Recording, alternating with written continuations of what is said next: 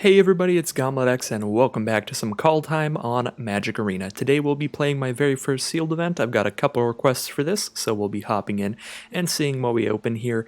The sealed format is very similar to draft, if you've never played it before. It is another limited format, as you can see. You're going to be opening up 6 15-card packs, building a 40-card deck out of that, and playing against other people who have done the same. So unlike Constructed, everybody is at the liberty of what they open in their boosters here.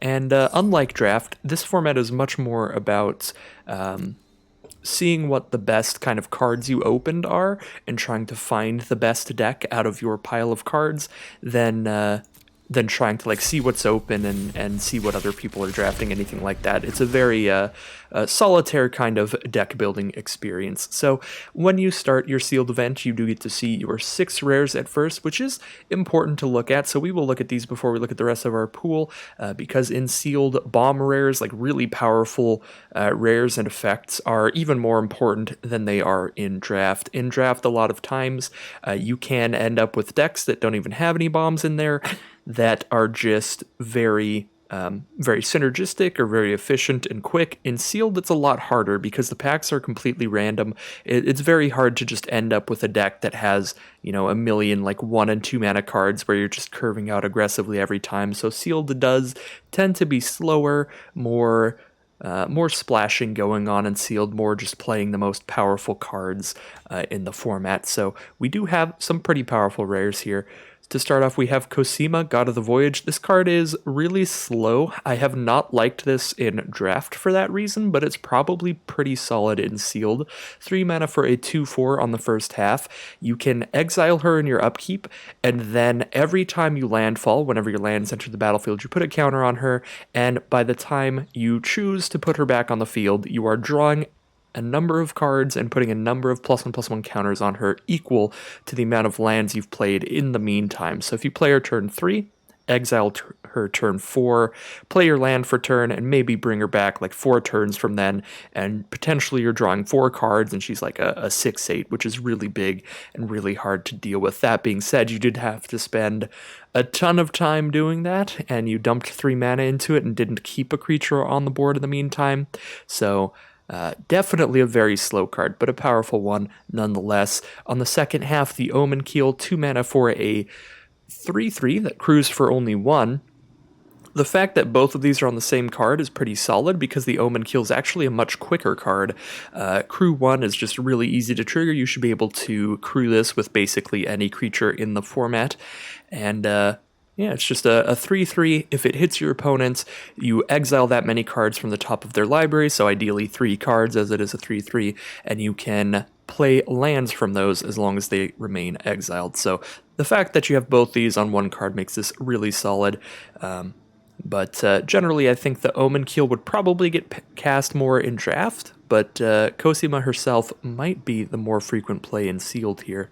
We also have Glorious Protector. I have played this before in a draft, and it's a super solid card. 4 mana for a 3/4 flash flyer, or foretelling it and then casting it for 3. Those are both really efficient flying beaters, good stats for the mana cost. You don't need the extra ability to do anything for this card to be really solid, and sometimes it does. When it enters the battlefield, exile any number of non-angel creatures you control until it leaves the battlefield.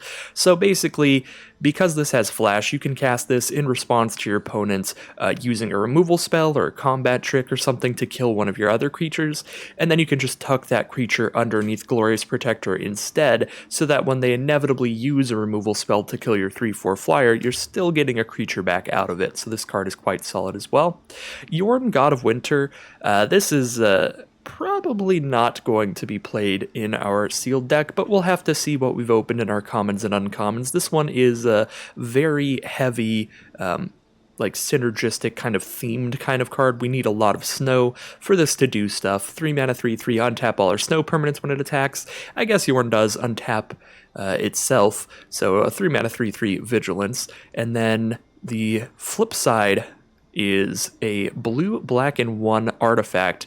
You can play a snow permanent from your graveyard this turn. If you do, it enters the battlefield tapped. That part is actually quite strong, being able to just keep recasting snow creatures and stuff from your graveyard, just reblocking with them every turn. However, since they enter tapped, I guess you don't get to, but that's still a lot of value there. Although this is a heavily multicolored card here, potentially being green, blue, and black. But ideally, technically, you only have to play green if you just want to play Yorn, or you only have to play blue-black if you just want to play the Kaldheim. So this one's much more dependent on what else we have in our sealed pool, but we may look into that. Battle of Frost and Fire, 5 mana, 4 damage to each non-giant creature and each planeswalker. That alone is pretty insane. If you're not against a Giant's Mirror match or a bunch of changelings, that is often a one-sided board wipe, which is absolutely brutal and limited. And on top of that, you get even more value. Scry 3 is pretty fantastic, getting all of the lands off the top in the late game, and by the time you're casting this, you already have 5, so that's probably what it's doing. And then on the third part of the saga, when you cast a spell with converted mana cost 5 or greater, draw 2 cards, then discard a card. Now is a good time to point out, since I am going really slow on the sealed, I am trying to make things as simple as possible, show how I do sealed in general, and I do like to look over all my rares and read them fully first. There will be timestamps in the comment section below, so you can skip past this and get to the deck build rather than the rare look, or skip to the games, anything like that you're interested in. So Battle of Frost and Fire, another really strong card, kind of dependent on what we have in our pool to be able to play a blue-red deck with a lot of giants. Sigrid, God Favored, is another really solid white card, another one with flash as well, so white is looking great in our rares. 3 mana for a flash first strike, 2/2 with protection from gods. That doesn't matter often, but when she enters the battlefield, you exile an attacking or blocking creature until she leaves the battlefield. So she works as a removal spell, potentially even like 3 for 1 in your opponent, because you can cast her at instant speed when they attack in with multiple creatures, exile their biggest one, and maybe block something with 2 or less toughness with first strike out of nowhere. That is obviously magical Christmas land. That is the best case scenario, but it actually, I feel like, should not happen that rarely. That being said, even when she's only exiling one thing temporarily, she's still a really solid, really powerful card. And then finally, Magda, Brazen Outlaw, probably our weakest rare. The rest of these cards, I think, are quite good in the right deck, whereas Magda, 2 mana, 2/1, pumps all of your other dwarfs +1/+0, and whenever a dwarf you control becomes tapped, create a treasure token. And then, in the really late game, you could sacrifice 5 treasures to search your deck for an artifact or dragon card, but that is so unlikely to be relevant in sealed. This one is just the hardest one to work with in sealed. We have to have a lot of dwarves or a lot of changelings for her to do a lot, and by herself, a 2 mana 2/1 that creates a treasure token whenever she becomes tapped is probably more fine in draft, because you are looking more for aggressive cards like that, and it hops up your curve by producing that treasure token. All of a sudden, if you played her on turn 2, turn 3, you attack in, and then you can cast a 4 mana card, thanks to having 3 lands and a treasure token. So you can do fun things like that, but in sealed, just a small little 2/1 body and very strict tribal synergies are less often going to be good or usable. So those are our rares here. I'm really looking forward to white if we can get on that, but other than that, we'll see what we have. Maybe we just have a lot of giants and we end up with Battle of Frost and Fire. If we end up with that, we get Cosima and Magda in the deck. Magda's like still okay, like I'm gonna run her if I end up in red. She's just not really a reason to jump in on that. So let's see what we have. Oops, I thought I could pull the arrow down, but no. Let's see what we have in terms of our commons. We are going to look for the most powerful effects in each color. I think the way I'm going to do that here is to just kind of build a monocolored deck of each color and see how good that looks. So our white is actually looking pretty aggressive with 2 Usher of the Fallen, a 1 mana 2/1 that can make 1/1s anytime that you're not spending your mana on other things.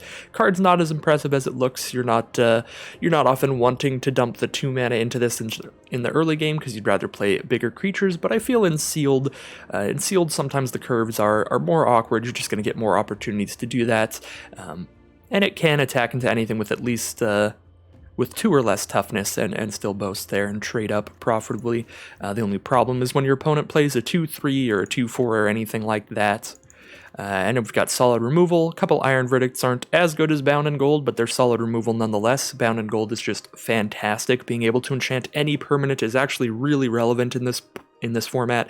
You can shut off creatures, you can shut off planeswalkers, you could even shut off bomb artifacts like Maskwood Nexus that creates a 2/2 every turn. If you suit something like that up with this, you're still shutting off its ability, so really solid. Our white's looking quite good here. In general, we've got a lot of flyers, some with good effects like this. I guess not a lot of flyers, just 2 very good flyers. Axgard Braggart I do love quite a bit. Near the end of the game, 4 mana for a 3/3, but whenever it attacks, you boast it, get a counter on it, and untap it.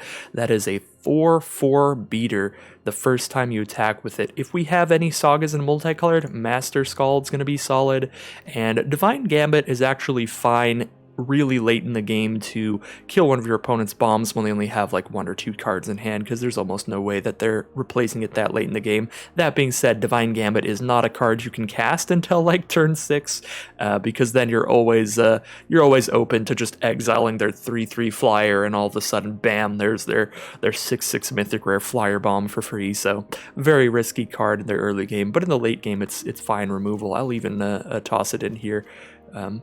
In the meantime, to just look at what the white looks like. I don't think we're doing Code Spell Cleric. Double spelling with such an aggressive cost is definitely quite difficult in sealed, but we actually have a decent start to that. So I am really liking the white. So we're gonna rate white pretty highly here as we look through things.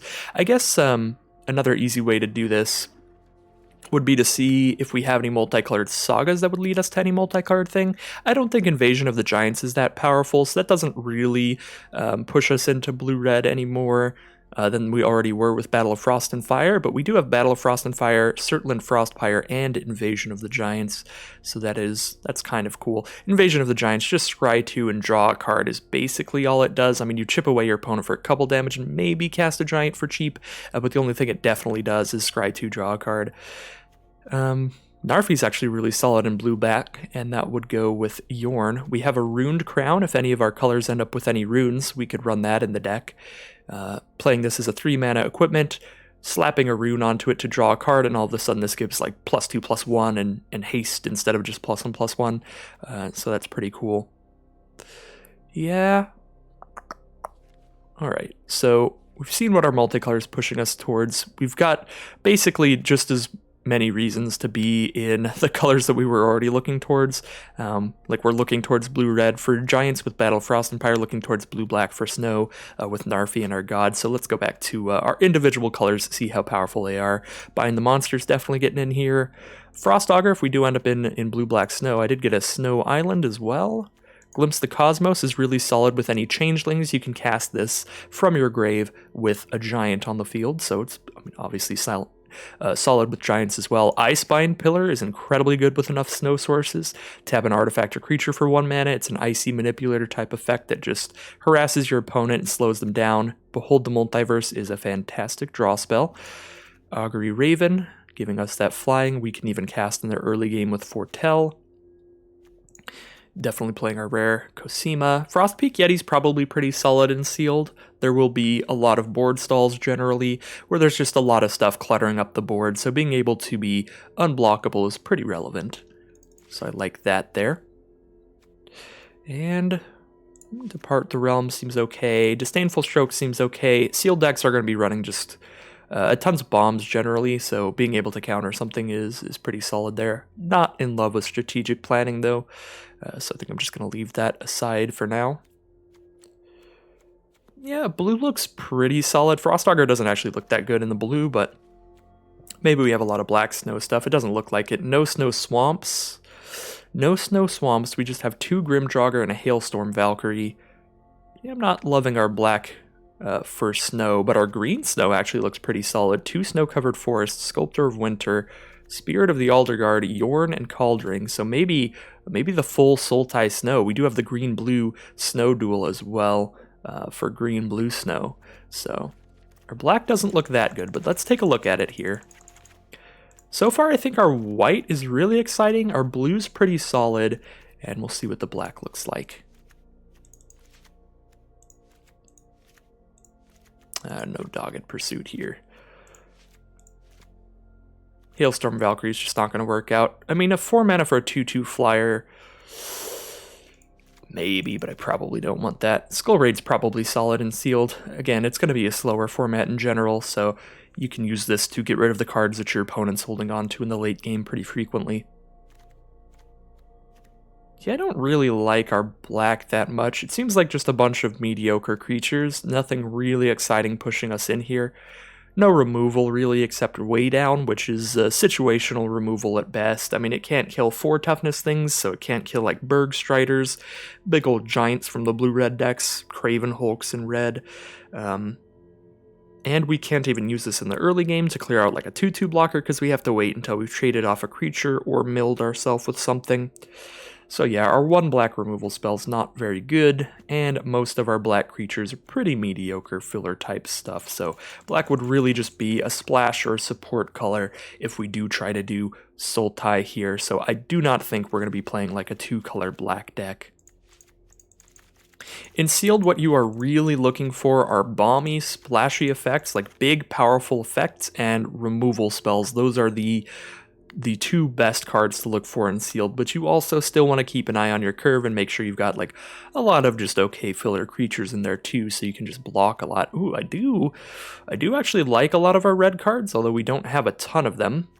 I like Demon Bolt a lot. That's one of the best removal spells in the set. Dwarven Hammer's fantastic at 5 mana, getting the 5/1 trample, and then moving this equipment around, making all of your tiny creatures relevant in the late game, like Vault Robber being able to be a 4/3 trample, all of a sudden makes that card incredibly relevant. We do have 4 dwarves. We've got Magda, Vault Robber, and a Dwarven Reinforcement spitting out 2, so I kind of like red here. I don't love it if we're trying to do blue-red giants, because I just don't have a lot of giants, and most of my stuff is just going to die to the Frostpire anyway, or alternatively even the Battle of Frost and Fire. That's what I meant to say in the first place.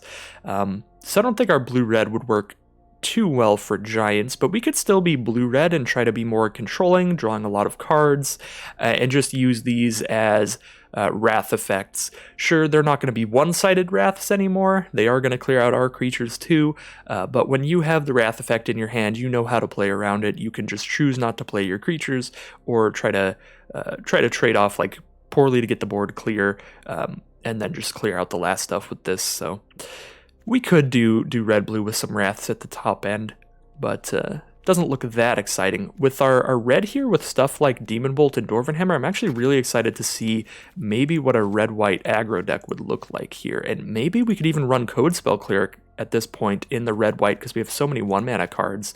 So I want to take a look at that before we check out our green at the end here, because it looks cool. Oh yeah, this is a deck.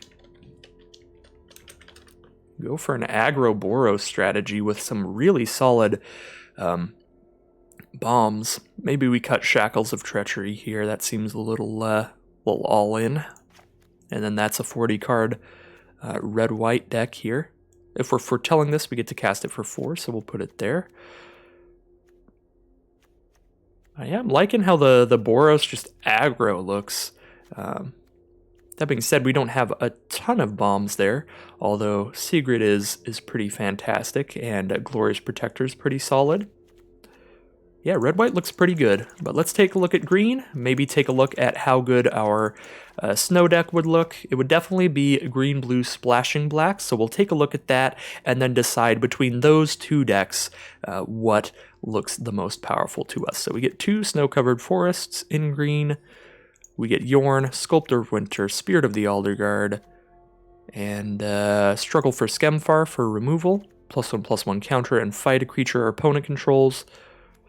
And we'll be splashing in Narfi and splashing in the black for Cauldring if we're doing green-blue snow. And then we could play the 3 seasons. We do want a ton of snow for this to be able to actually pick up 2 snow permanents from our grave. Otherwise, it's just doing nothing, so we'll see if the 3 seasons is worth it. It probably won't be, but we'll see. I like Snakeskin Veil. Being able to counter a removal spell and getting a permanent +1/+1 counter out of it is quite solid. We could even run the Sentinel just to help splash in the black because we could tap that for black if we tap it alongside another creature. We'll play the Glade Walkers. They're pretty filler, not the thing you'd take highly in draft, but in Seal you don't have much of a choice. You just use whatever you end up with. All right, so yeah, let's see what the green, blue, splashing black deck looks like. It looks like we didn't get a single rune in our sealed pool, unfortunately. For that runed crown, we don't get to do anything super fun there. I have 3 Glade Walker now, so I actually have 3 giants in this deck to use Glimpse the Cosmos, so that's pretty solid for the green-blue here. So this is 43 cards right now, so I even get to cut 3 cards for the Sultai Snow splashing in black. We will run the Sulphurous Mire over a swamp for another snow source. Alright. I don't think I want to run colorless snow sources like our snow mountains in here. But maybe we do. I mean, we've got some stuff that cares about snow. So Cauldring the Rime Staff's only really good with snow creatures. So we definitely want to keep all our snow creatures in here. And we do have 1, 2, 3, 4, 5, 6 of them. With an Icespine Pillar, if that gets blown up, we can bring it back with the Cauldring. Narfi is buffing our zombies and our snow creatures, which is not actually that good here. We don't have a lot of snow creatures. We've got 1, 2, 3, 4, 5 other snow creatures and no... I guess we have 3 zombies. 4 zombies, actually? Carfell Harbinger's a zombie, and our changelings are zombies.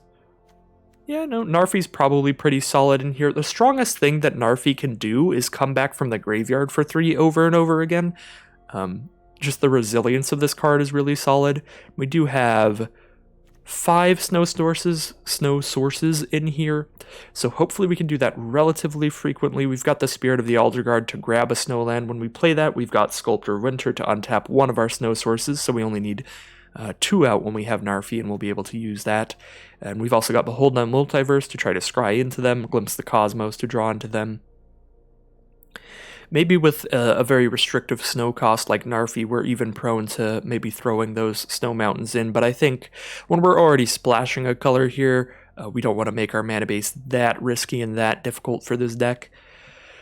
So yeah, I think we have 2 very solid options ahead of us here for how we want to build our deck. We can play this Simic Snow kind of thing, or we can do Boros aggro. And I think both of these decks look pretty solid. Although the Simic Snow mana base is a little riskier, we could even cut Narfi, and then our only black source could be just Sulphurous Mire, and we're just casting Yorn as Yorn most of the time.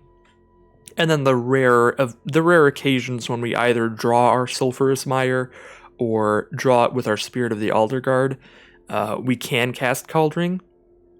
That actually seems solid, because our only card that we have to spend black mana on right now is Narfi, so if we cut Narfi, we get to be just a green-blue mana base with 1 off-color land, for the rare occasion where I am being able to cast Cauldring, and the off-color land is a snow land, which is quite relevant in this deck. So I think that this green-blue deck might be a little better in Sealed, because Sealed is generally a slower format. You're looking for like bigger, more powerful stuff. Icespine Pillar, being able to shut off large creatures from our opponent, is solid. Frostpeak Yeti, attacking through board stalls, is great. We don't have a ton of removal here. We've got Bind the Monster, Icespine Pillar, and Struggle for Skemfar, but we didn't have a ton of removal in red-white either. Just Demon Bolt and Bound and Gold, I think. And now we've got Cosima that can draw like a million cards. Frost Auger's probably not drawing much in here, but we'll still play it. 2 cuts to go, if this is how we're going. Oh yeah, we have the Jespera Sentinel as well to help get the black mana for Yorn. 16 creatures. Kind of want to cut like a Depart the Realm maybe, and then 1 creature. Maybe not Vold Recluse. I only have 1 flyer here, so I do like the reach, but the toughness there is very small.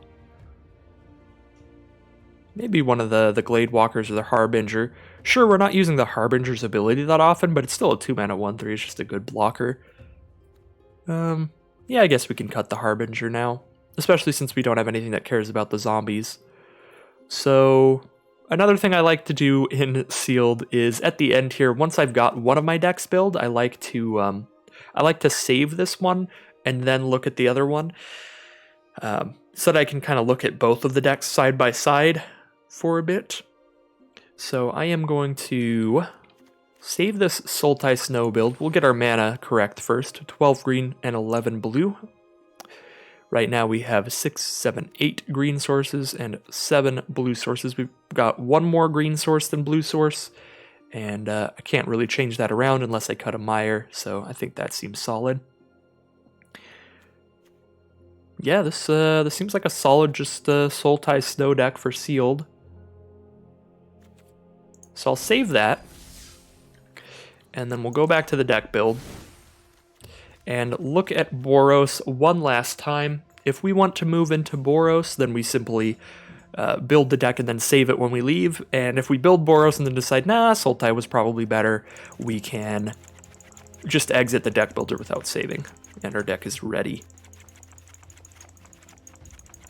Alright, so just Boros aggro here. Let's just put in every white card, and then every red card, and then start making cuts. I'm not going to run a Snow Swamp. We don't have anything that cares about snow in Boros, so there's just no reason. Oops. Alright. This is 30 cards, so I only need to cut 7. Well, this will be easy. I just get to cut the bad cards I'd always cut.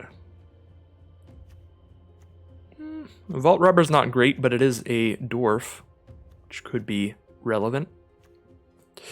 Yeah, I mean, we really get to dump just a ton of 1s and 2s out here. I might even be keeping a Master Scald in this deck, although I don't love it. We just don't have anything late game, so just like a 5-mana 4/4 at the top end seems fine. I guess we have a Craven Hulk and 2 Braggarts if I cut that, and then we've got just like 4 drops that have 4 power instead of the 5 drop that does. Yeah, we'll cut a Scald. Don't love the Divine Gambit, but it's probably better than a Shackles of Treachery. If our opponent plays like a Coma or something, we're going to be very happy to have this card, but otherwise we just can never cast this thing in their early game. It's just too risky. Could maybe run 16 lands here. What's our curve? 2.6 average? I do have a lot of 4s, and I would like to hit them consistently on turn 4. I think I am going to cut one more non-land card here. Yeah, I actually do have 2 Iron Verdict, Bound in Gold, and Demon Bolt in this deck, so I have like slightly more removal than the Sultai Snow deck. You know, you don't often get to be so aggressive in sealed, so it does kind of catch people off guard more often than not, because sealed is much more the kind of format where you do have a lot of splashing going on. So I expect to play against a lot of like 3-color stuff that could stumble easily in the early turns, and if they do, we're just curving out with a 1-mana 2/1 into a 2-mana 2/2 into a 3-mana. Well, turn 3, I'm probably just playing another 2-drop, but still, playing a 2/1 every turn for the first 3 turns can be a very aggressive curve when your opponent's just playing tapped lands and stuff.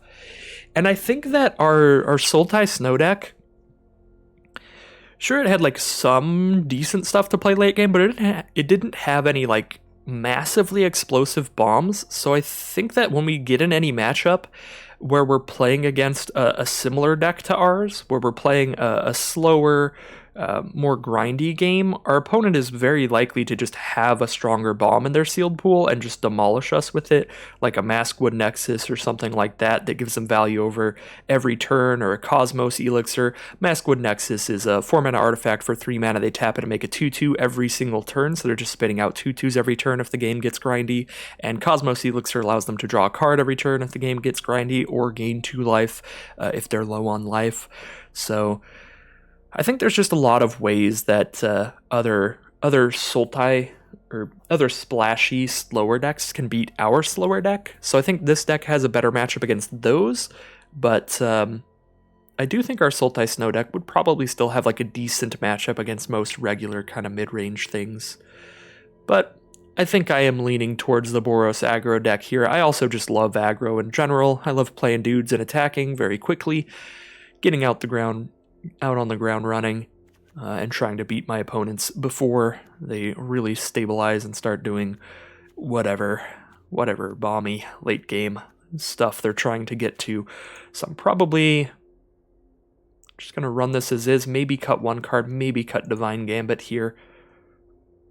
I'll cut Divine Gambit, and if we run up against some bombs that are just destroying us late game, when our opponent only has like one card in hand, we can throw it back in. So let's see. 15 white and 8 red. Oops. I was about to split up my lands. So we'll do 9 plains and 8 swamps then. Still want to leave it pretty even because my deck is such an aggressive curve that I need both my colors of mana as early as possible, oftentimes playing a Fearless Pup on turn 1 or one of these 2 mana red cards on turn 2. And yeah, this is not a Ravenous Linworm deck, so I will change the picture to like Dwarven Hammer because that card is pretty solid. And yeah, Dwarven Hammer is basically a 5 mana card, so I think we're definitely keeping the 17 here, all these 4s and this 5. But this looks pretty solid. Let's see if we can't beat some slower multicolored decks that are trying to splash in stuff pretty quickly.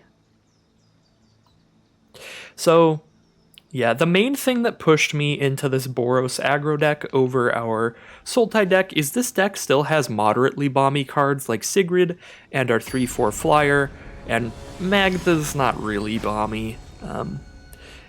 Whereas our Sultai deck really only had 2 rares in it, and only one of them is one I would consider bomby in that build. I'm going to keep this just because I have Sigrid turn 3 and Usher of the Fallen turn 1 gives me a turn 1 and turn 2 play by boasting it. But we do want to hit red as quickly as possible. Anyways, the Sultai deck, the Yorn, that Snow God, doesn't actually do anything all that bomby in that deck. On the rare occasion that we do hit the black mana, it could do some bomby things in a very slow, very grindy game, but we don't even have that many snow permanents in the first place. So I think more often than not, we'll just be casting Yorn as a 3 mana 3/3 and just not being that happy about it. I'm going to play another Usher of the Fallen since the board is empty. We'll save Sigrid to be able to use as a combat trick to exile one of their blockers when they try to like play a 3/3 and block one of our things here. We can exile one instead of spitting out a token this turn. So I mean, this is already just a great aggressive start if our opponent doesn't have like a board wipe. Now we do really want our red source. I'm going to play the land pre-combat here so I have access to Glorious Protector. I highly doubt I'm going to be casting Glorious Protector here. I'm probably casting Sigrid because I'm definitely casting Sigrid if they block. So Seraph gets a +1/+1 counter whenever one of our cards dies, and then it can exile everything with that mana cost or less, so they're very likely to be trying to just block here. That way the Seraph gets 1 counter on it, and then when it goes to their turn with its ability... Why is it exiled face down? Oh, there it is. When it goes to their turn, they can remove all of the +1/+1 counters on it to exile everything that costs that much mana or less. So if that block went through, Seraph gets a +1/+1 counter, and then it goes to their turn, they exile everything that costs 1 or less, so they just wipe our whole field. So we really need to just kill Seraph with Sigrid there, and that's why it was likely that they would block with Usher, and we would use Sigrid. In any line where they just didn't block, I guess we are just holding up the Glorious Protector to cast during their end step. So Bloodline Protector from our opponent, I think we just want to Demon Bolt that, really. And then I can foretell Glorious Protector. 1, 2, 3, 4. Is this a dwarf? No. None of my cards are a dwarf right now. If I had a dwarf, I'd get a treasure token out of playing Magda, so I could play Magda first, get the treasure, sacrifice the treasure to Demon Bolt. If I Demon Bolt, I'm hitting for 2, 3, 4, 5, 6, 7. And probably actually boasting instead of foretelling Protector, since I already have enough mana for that anyway. So we'll just Demon Bolt and get in, I think. Just make this board real wide. They basically need a Wrath, or they're incredibly dead in a lot of ways.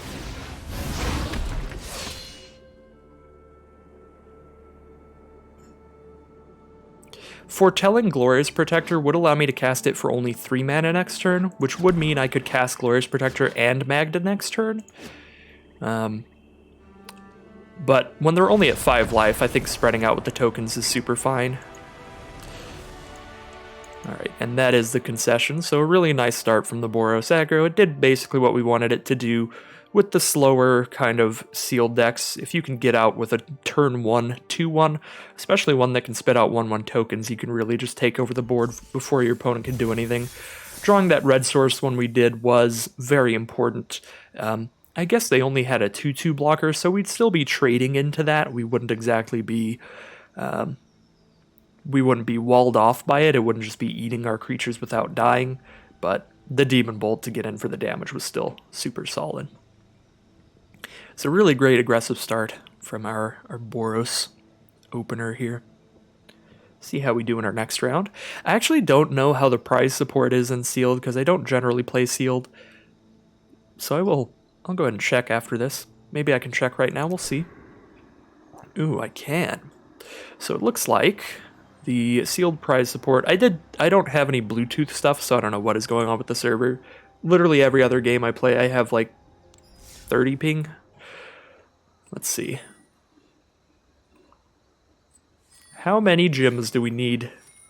How many wins do we need to get 2,000 gems? I need to win 6 rounds to get our 2,000 gems back out of it, so let's shoot for that. Shoot for the moon here.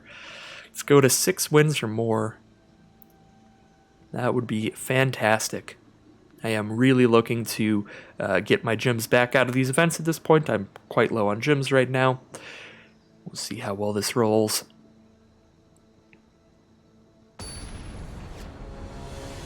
But I'm feeling pretty solid about it after our first game. Heading into round 2 here.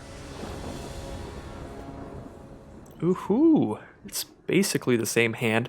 Not actually, not having a 1 or 2 mana creature here is a big downside, because a lot of the power of our deck is being able to curve out before our opponent's playing cards, but now we're going to be playing a more standard game of sealed where we're not going to play anything till like turn 3 either.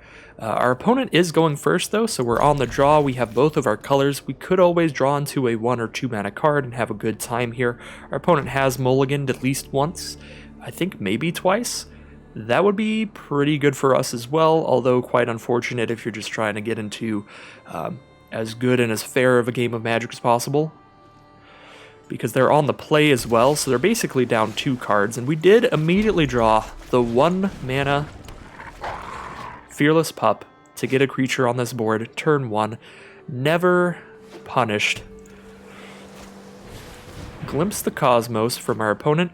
They had a nice sealed pool. 2 snow lands on turn 2 is something you would rarely ever see in sealed. I am going to foretell the Dwarven reinforcements here. If they play something I want to kill, I'll be casting Sigrid first so I can kill it and get a creature on the board. So that's why I'm not Demon Bolting there. And since they didn't play anything that I want to kill, I think I will be casting Dwarven reinforcements and Usher of the Fallen here, and we're just hoping they don't have a board wipe. All of the board wipes in this set are pretty much rare, so I don't think it's worth playing around, because we set ourselves up in such a powerful position if they don't have one. If they do, it's not even the end of the world, since our opponent did mulligan. It would be a bad time, but our hand's quite powerful even if our board is completely empty after this. And they just play a 2-4, so we get to shoot that with a Demon Bolt or exile it with Sigrid. What do I prefer here? If I shoot it with a Demon Bolt, I get to also play a Battlefield Raptor this turn. And I get in for 2 more damage, because they'll block a 2-1, and then I'll exile it. Yeah. Just go real wide here. Save Sigrid for something maybe even bigger than 4 toughness. Just do the aggro thing. They just scoop it up. They are not having any of that.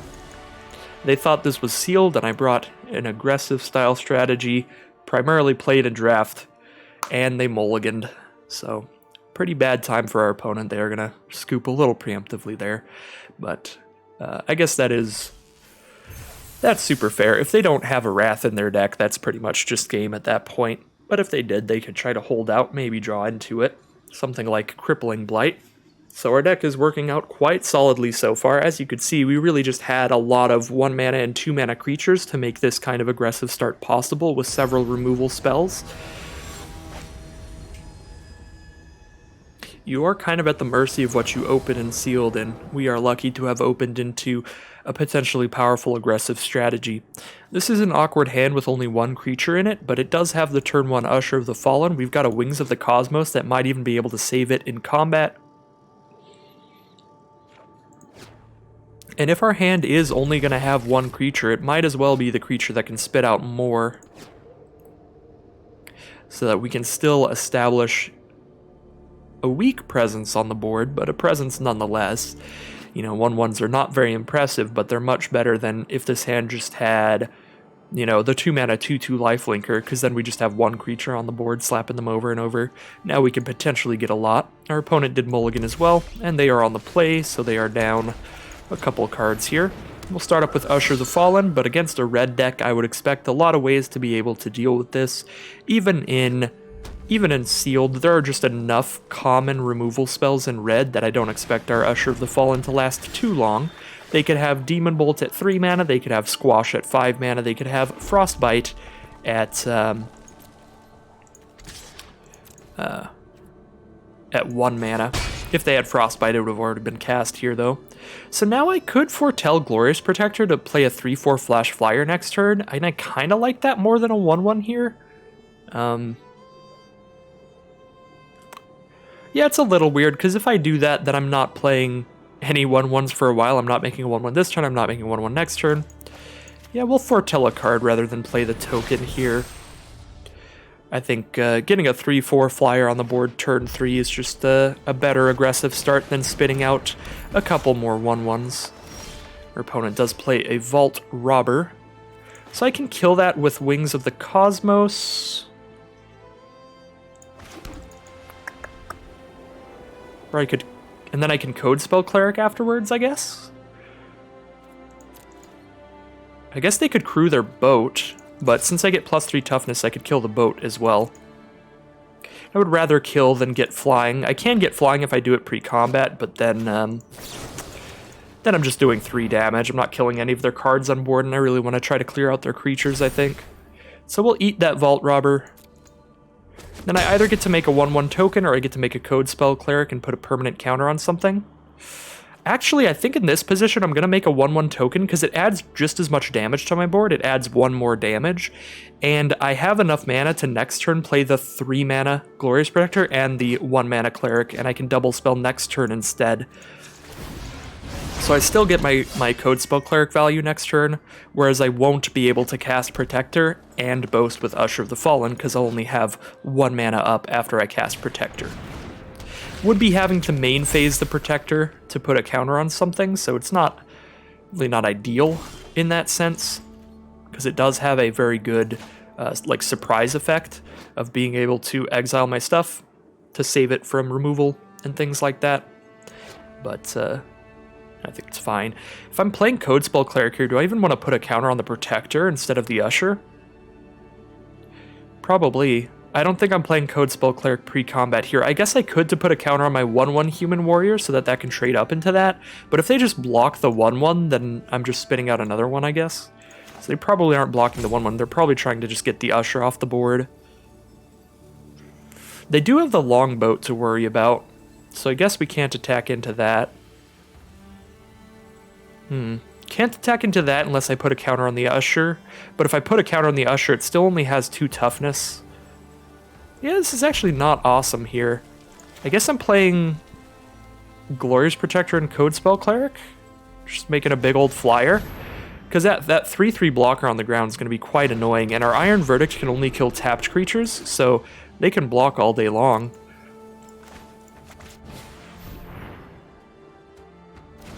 I'm going to turn our Glorious Protector into a 4/5 that might be a little bit all in, but having any of these be 2/2s or 3/2s still doesn't crack into their board state very well, and making it 5 toughness makes it survive Demon Bolt, one of the premium common red removal spells.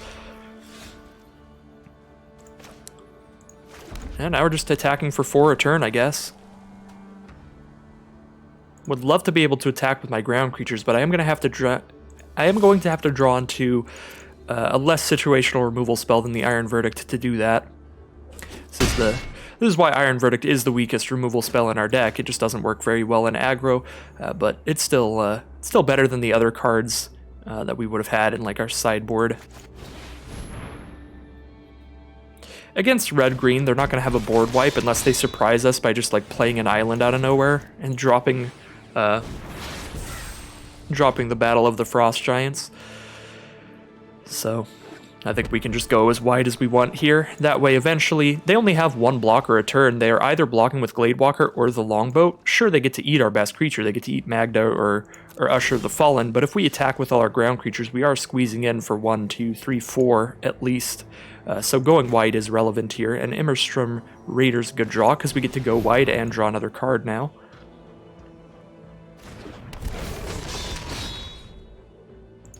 So eventually we will be just slamming the all-attack button to get there. Do I hold on to this land? I don't remember if I have another Immerstrom Raider in here. Let me check real quick. No, I don't have anything else that cares about me discarding a card, so we'll just play this. I could hold on to it to just scare them, but I don't think there's any value in that. If they had any relevant plays, they'd be doing them already. Pretty sure they're just flooded hard here. Maybe they're off of a third color for a splash. I think I'm still not wanting to sacrifice a creature here to get in for more damage, but next turn's probably the turn where I do so, because next turn I think I have 6 damage on the ground, so that would be lethal. 4 in the sky, attack with everything on the ground. They block the Usher of the Fallen and take 1, 2, 3, 4, 5, 6. Yep. If they only have one blocker, next turn's lethal. They did draw into another blocker now, though. Seraph's Pack made a 3/3, so they get to block 2 of our things with 3/3s, so we really need to see if that's worth it or not to attack on the ground yet. If we're attacking on the ground next turn, they will die in only 2 turns to Glorious Protector, but they already will. Because they block 2 creatures, they kill Magda, they kill the Usher, take 1, 2, 3, 4, they go to 2 life total, and then next turn I attack with my flyer and all my ground creatures and they die.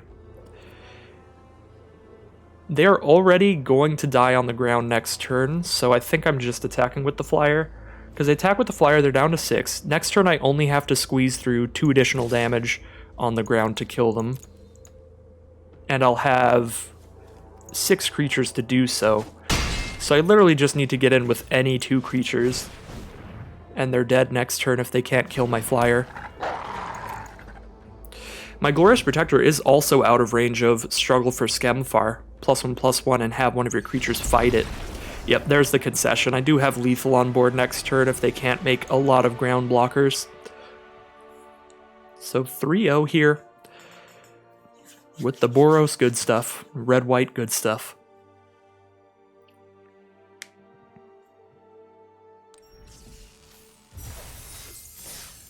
Alright, 1,200 gems at least here. So we're doing pretty solidly.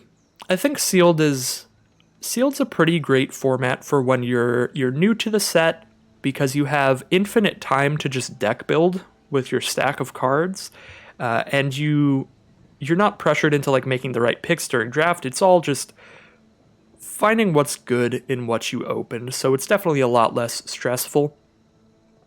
And it's really good for just getting into the format and getting a lot of the cards in your collection. You do get 6 packs out of it and 3 packs no matter how many times you win.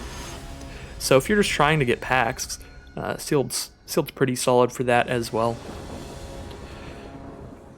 Premier Draft is generally better for hardcore limited players like myself that don't really care too much about getting random cards in their collection. Like sometimes I'll rare draft in draft, but mainly just for like dual lands because you need those for every deck. But I'm not like trying to complete every set or get a lot of the cards from the set. I'm just trying to play a lot of drafts, and the best way to do that is to play the draft formats that reward you the most out of your wins, reward you the most gems, I should say, rather than packs, because packs just aren't that useful of a prize to me if I'm just trying to play more drafts. So we can pretty easily just discard them out in here. Sure, we're going to need to hit 2 more lands to make it to our Dwarven Hammer, but we've got a lot of time to do that. And I think I do want to get their thing out of the way, but it's only a 1/1, so they'll probably play something better next turn. I guess next turn I can Sigrid. We'll make the most of our mana here and just kill their 1/1 with Wings of the Cosmos. And then kill their next creature with Sigrid's Enter the Battlefield effect. Because we really, really want to try to get an empty board to use Usher of the Fallen with a powerful boast effect like that. Only 2 mana for our opponent, and they had to just foretell there, so I'm happy about that. I am going to be playing Magda instead of a 1/1 token out of this. Again, just to get as much power on this board as possible. Sure, we're saving ourselves a card by making a 1/1, but I'm trying to just pressure my opponent while they're stuck on 2. That's definitely something that's... just by seeing the previous games, it should be quite obvious. We're just trying to get as much power as quickly as possible and just pressure our opponent. So I love being able to just drop Axgard Braggart here, but I also want to just clear their board, so we're going to send in. I also get a treasure token, so I can cast Sigrid and Boast, or I can cast... what else could I do with this treasure token? That's it, just cast Sigrid and Boast, which is solid. If they do have the removal for Sigrid, this is going to hurt, because they get to get their 3/3 back and draw another card. They could have the 1-mana Hexproof card. That would be bad, but it's actually not terrible. Yeah, I'm actually fine with this. I think this is a better outcome than if they just had, like, -3/-3 on Sigrid. Because now we know they don't get to draw another card out of that later. Sure, it stays on the board and our Usher's gone, but we're already at the point where we're not going to have the mana up to use Usher again, because we're casting a 4-mana card or a 5-mana card soon. And a Realm Walker from our opponent. I think we're trying to just get the Dwarven Hammer out at this point to get Trample and attack through these large blockers. And there's the 5th mana. So I have 6 mana once I attack with Magda, but I can only equip at Sorcery Speed, so I can't spend 3 right now and then 3 to equip to Sigrid, as good as that would be. I do have to wait a turn to do that. So I will just make a token here. Next turn I'm going to move this equipment over to Sigrid, so I get to attack with a 5/2 First Strike Trample. I guess they could still double block Sigrid, so maybe we are just attacking with the 6/1 token, like whatever. Trade with their 2/3 and get in for a few damage. And spit out a token with Magda. Yeah, we're probably just sending in tokens first, because with how wide their board is here, we're not going to have good attacks even with First Strike. You know, if I give First Strike, I get to do 5 damage before they do anything, so if they block with everything, I just kill the Packmate and die to all the other creatures. I guess I could kill Packmate in a 1/1 if they made a really bad block and blocked with everything instead of just these 2. Yeah, we're just attacking with the token here, and then I think we're playing Axgard Braggart and getting ready to do that kind of fun stuff. We're definitely dumping our whole hand, I think, to play around the Elder Fang. I guess I could hold on to lands to play around the discard 2 card, but they look to be an elf deck with Elderleaf Mentor, Realm Walker on elves, and Elderfang Disciple. They probably have more disciples. So sure, I'm just gonna trade my 2/1 into their 1/1 token here, but I'm poking them for 5 damage, and I'm making their board smaller in general. I think I want to put the hammer on the token again. Even though Braggart does get a lot of toughness, it would be attacking still with 4 toughness, so they could still single block it with a Packmate, so that's still not that exciting to me. I'm still all in the mood to be trading up with my smallest creatures every turn. And a Priest of the Haunted Edge from our opponent with no snow lands out, so it's just a 0/4 blocker here. And Dream Devourer 0/3. The fact that neither of those add more power to their field makes me quite happy, but they can just block pretty well. I guess Braggart is a dwarf because of Magda, so Braggart is going to be a 5/4 attacker, so I trade with Packmate, or because it has 4 toughness, they have to double block with those 2. I've got another Braggart in my hand just to get aggressive here. I think I'm actually sending in the Braggart. We'll offer the trade with their Magda, or with their Serolf's Packmate. Getting all my cards mixed up here.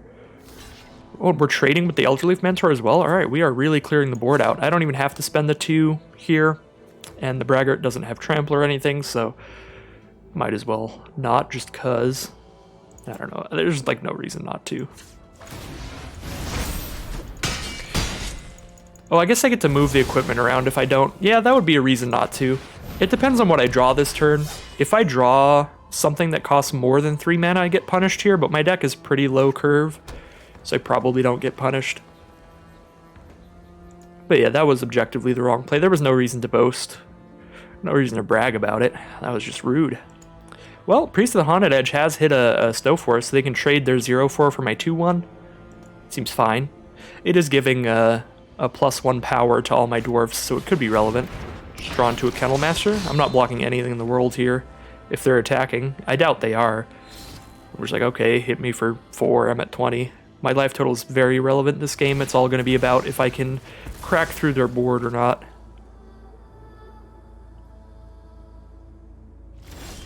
Yeah, that's what I thought. And I did just draw land, so I'm fine to just hammer around here. If I throw the hammer onto the Braggart... Actually, if I hammer onto Sigrid now that I got rid of the Packmate, which is what I was trying to do the whole time, they can't block Sigrid anymore, right? Oh, they could double block here still. I need to clear out one of these creatures first, so we got to throw it on Braggart first, unfortunately. With 5 first striking power, I kill the Kennel Master, and then Sigrid takes 2 from that, because the hammer doesn't add any toughness.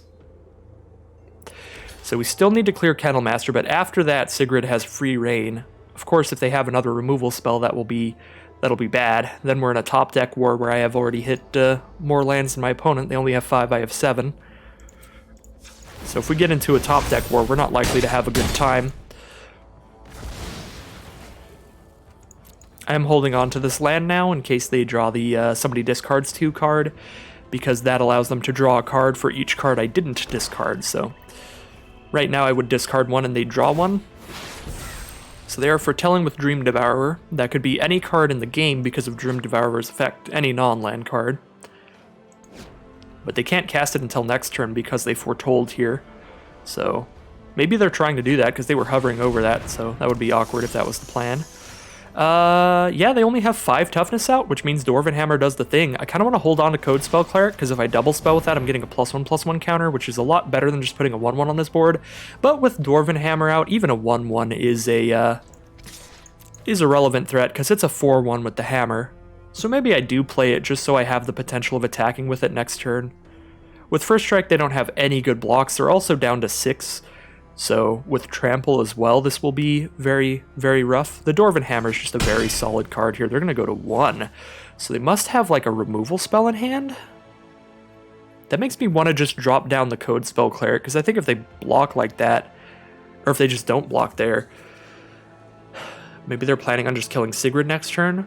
Maybe they foretold a creature, and they know that they'll have enough power out next turn to block Sigrid even past the first strike. I'm actually going to hold onto Code Spell Cleric, because if that is what they have and they do have another creature, then potentially the +1/+1 counter will help out here. Could be like a struggle for Skemfar or something, though. And then they're just fighting with Sigrid, so they'd attack with Recluse first. No attacks.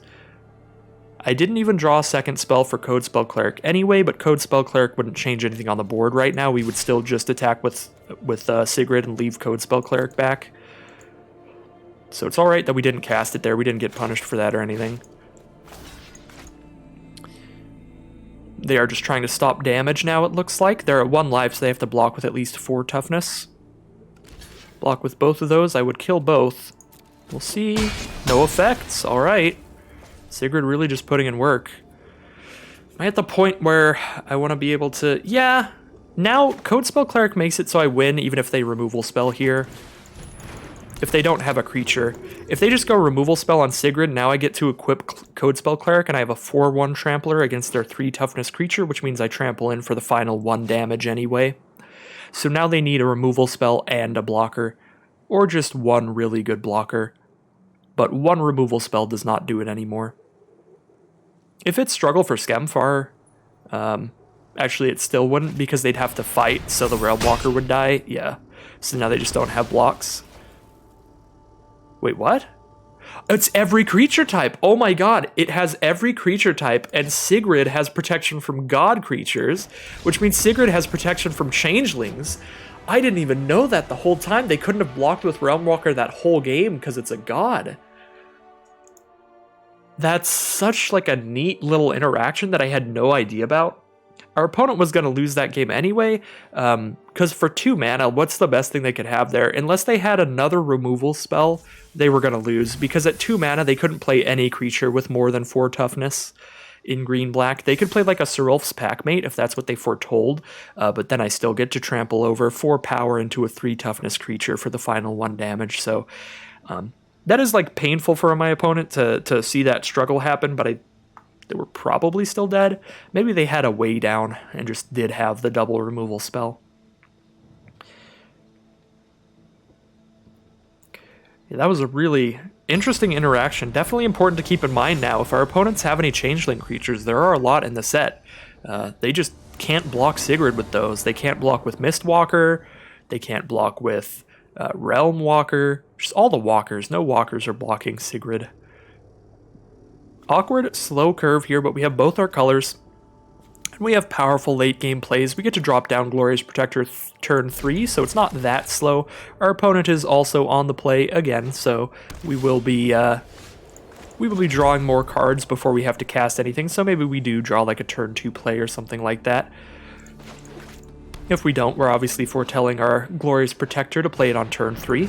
Our opponent starts off with a Gold Vein pick on turn 2. Well, drawing into an Immersturm Raider, I kind of want to play that because I just have so many lands here. Just an absolute stack of mountains. I want to discard one of these here and maybe hit a 2 or 3 mana creature by next turn. If I do, I'm playing that instead of Protector, and we're ramping out into Protector turn 4. Obviously, this is awkward if we don't hit another 2 or 3 drop. Gold Maw Champion from our opponent. Just another land. Well, not what I want to see. But Iron Verdict is probably the foretell at this point, because I can cast Glorious Protector next turn anyway. And now, if they suit up the Gold Maw Champion with the pick and attack with it, I'll just shoot it. Just clear their board here. I'm going to use Iron Verdict on the cards that I can use it on, especially because the pick will give them a treasure token if they hit us. And so far, they've only played 1 color of mana. In Sealed, it's so incredibly unlikely to get 23 playable cards in a single color that they are almost definitely stuck on a second color. So we want to kill that champion before they get a treasure token out of it. Of course, our opponent could have a pump spell here. Wow, that's brutal. That's brutal. Now I have to block an Iron Verdict. But yeah, the fact that they had like an aura there to stop my Iron Verdict is pretty rough, because Iron Verdict only goes when it's tapped. Oh, well now I'm actually pretty happy, because I get to block and deal 5, and now I'm killing both their auras. They do get a 1/1 Flying Spirit token out of this. They can throw the pick on, but I can flash in a 3/4 flyer to block that and really get them. So we just play land pass turn. Trying to pass pretty quickly here so they might not think I have something. It's a rare card, so it would be so hard to play around. If they think I have something, they probably just think I have Frostbite or Demon Bolt. They can Spectral Steel actually on the Spirit token, which is rough.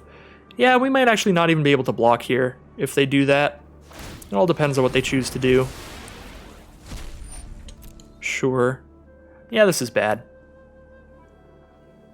Oh, Spectral Steel doesn't get itself back?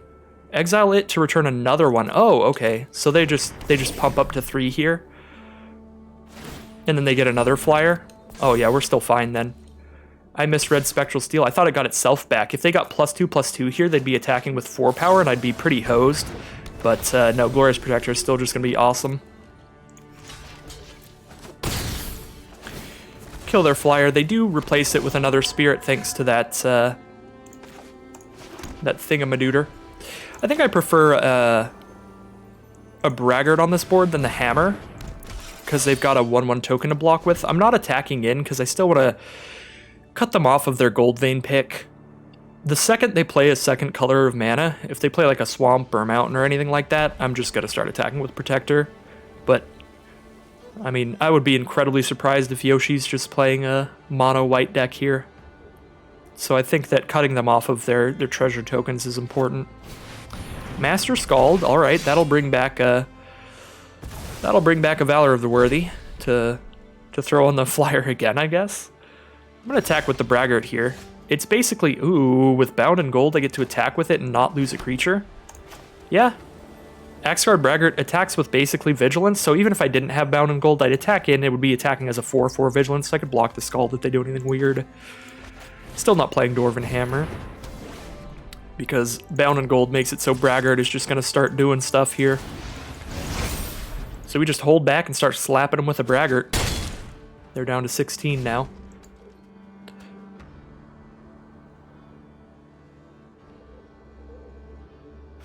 They do need another pump spell on the flyer to make it big enough to hit Protector. Maybe they're the full mono white. I mean, at this point, they're 13 cards in. Only planes. If they have another pump spell, then alright. But I'm holding them off with Treasure Token for another turn, and I'm 2-for-1ing them. Well, not 2-for-1ing them, but 1-for-1 trading with their pump spell here. Oh, wow, get rid of the double strike. If that hit me, that would have been pretty painful. Wings of the Cosmos. I'm just going to keep drawing like the best card I could possibly draw on every turn, I guess. So I have 7 mana. So I can cast Dwarven Hammer and untap Braggart or use Wings of the Cosmos. It's going to be really obvious if I play the Hammer here that I have something other than untapping Braggart. But then again, I don't think they can really play around it, right? And we still want to put our best stuff on this board. Maybe I should have held onto the land just so it didn't look so suspicious when I don't boast with Braggart.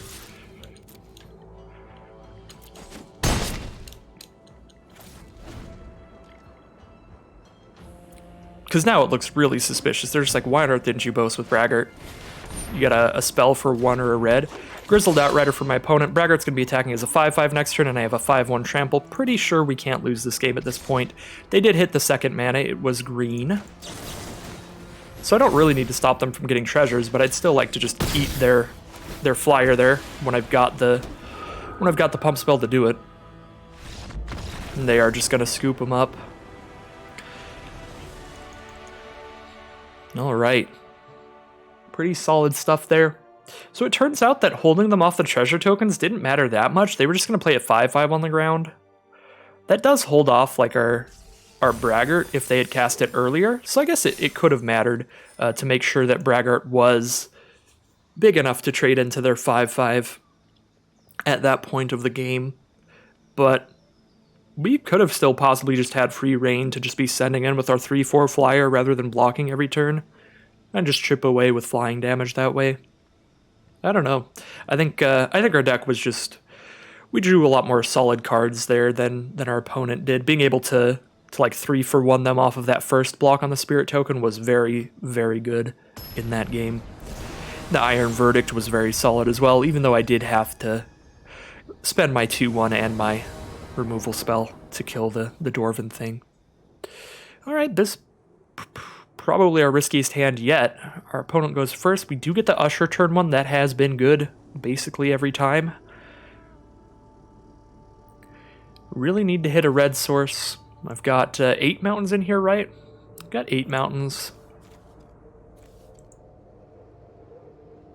It's like more than a 1 in 5, right? Because 1 in 5... 1 in 5 of our cards is a mountain when our deck still has 40 cards in it, and now it only has 33, and there's still 8 mountains.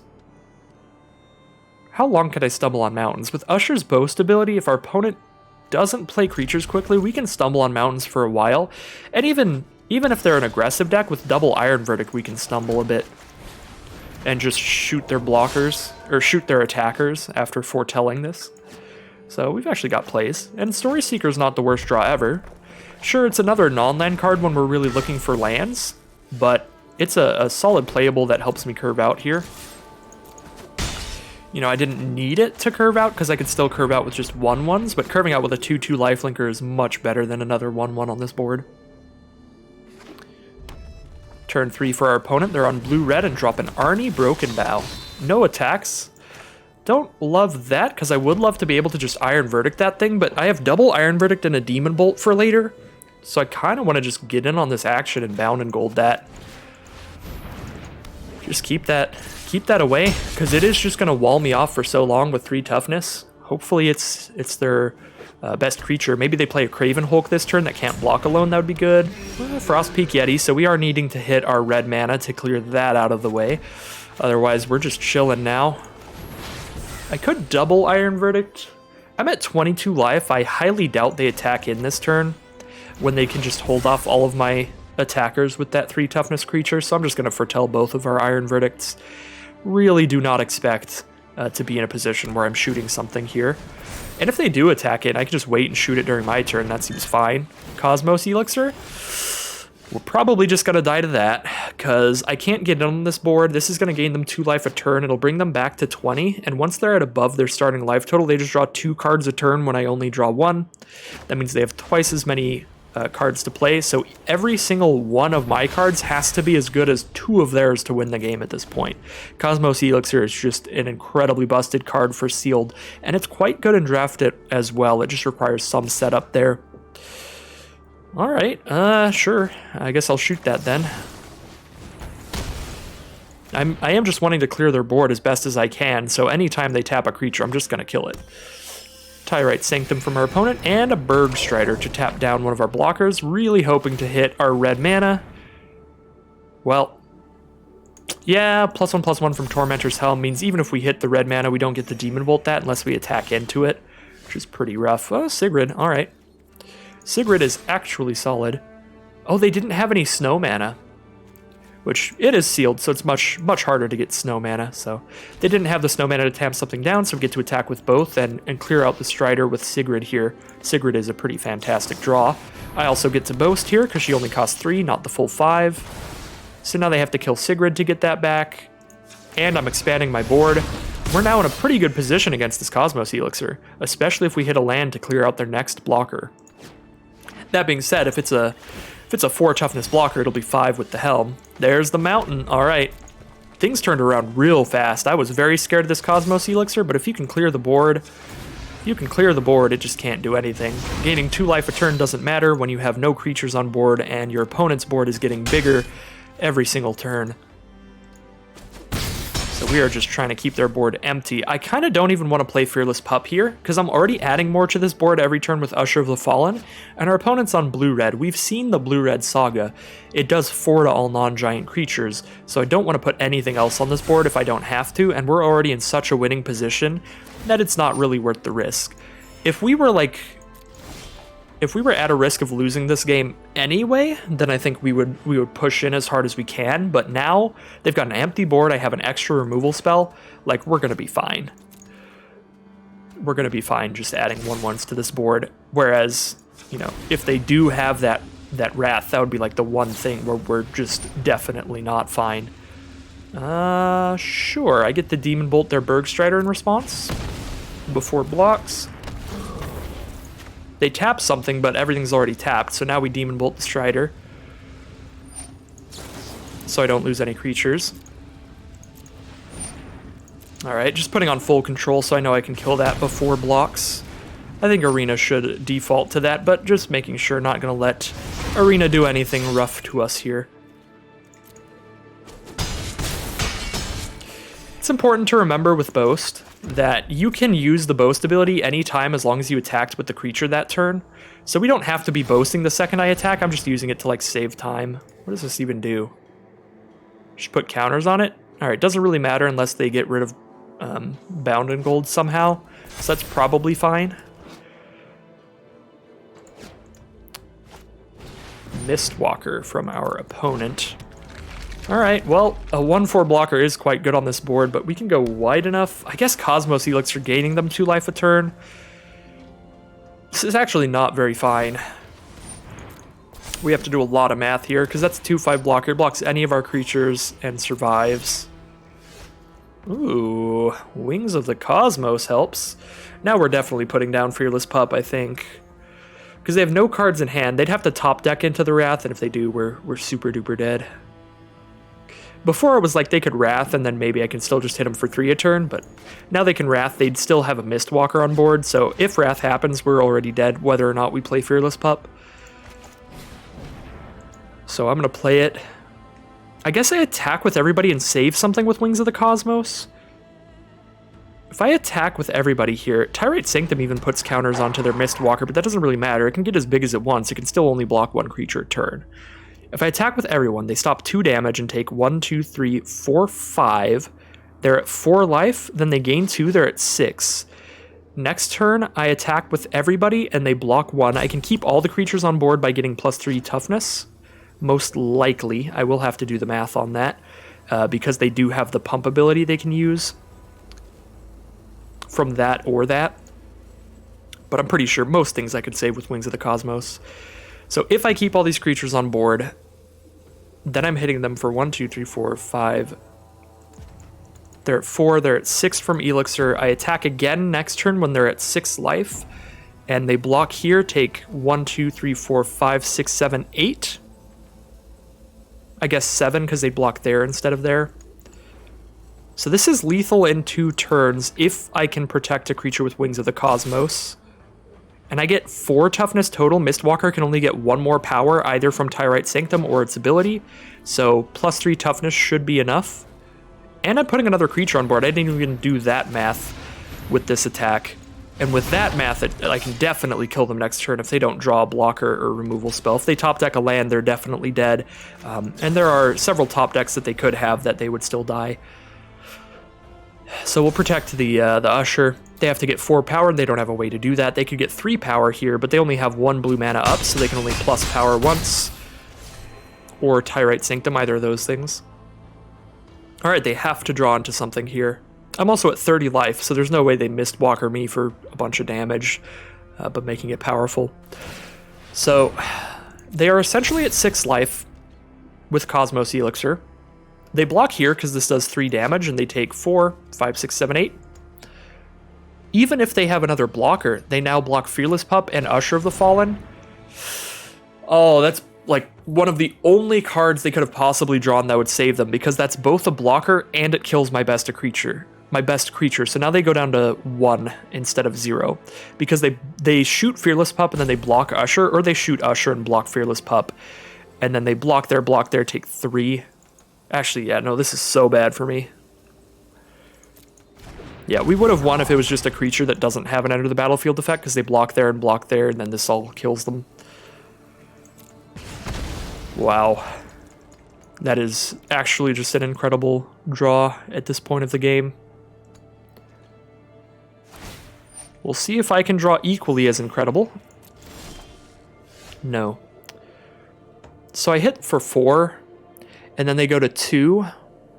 If I hit for 4 and go to 2, I lose my 2 best creatures, but I get rid of Basalt Ravager, so they have 1 blocker left, and they're at 2 life. And then they go to 4 life, and then I attack with all these. I lose 1, and they take 3. They're at 1. This is so rough, but I think I have to still attack. The other problem is they could even block in a way where they don't lose Basalt Ravager, and it would be a better position for them, albeit a little riskier, because they die to like a pump spell very easily. So if they don't block Story Seeker Pup, if they just block a 1/1 with Ravager and block my Fearless Pup with Mistwalker, then they take 5 right now and go to 1, then they're at 3, but they still have 2 blockers against only 3 attackers. I think we have to still just push in, because now we're just trying... God, we're just trying to draw, like, Dwarven Hammer, Glorious Protector, Shepherd of the Cosmos. We've got some draws that are quite solid here we're trying to draw into. Attack with everybody. We are hoping they block our Fearless Pup or our Story Seeker with Ravager so we can clear out a blocker here. And I think not knowing what's in our hand, it's probably the better block. I'd probably do that. Alright, I guess they're going to go to 1. Alright, that is pretty terrible for us. I can pump Fearless Pup, but I can only do it once anyway, so I can't kill Mistwalker.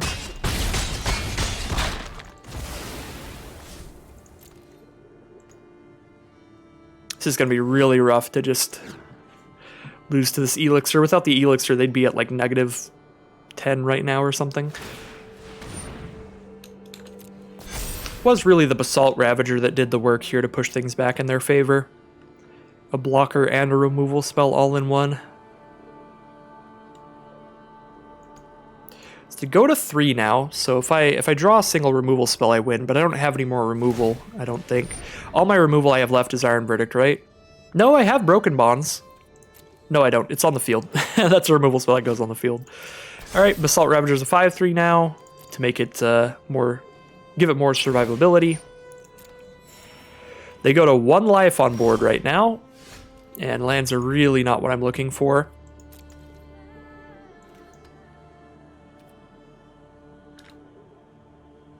If I don't attack in, they just sit here on this elixir, and then they're at like 5, and this game is just unwinnable. But if I do attack in, I only have 2 creatures left on the board. Sure, they go to 1 life, but I only have 2 creatures left, and they have 2 blockers. I don't have any removal left.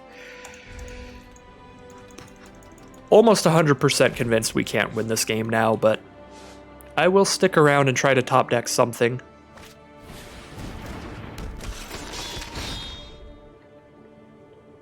But this will be a brutal loss here. Not a lot we could do against this. We had to just draw more creatures than our opponent, and we hit several lands, and they hit Basalt Ravager, which is 2 and 1.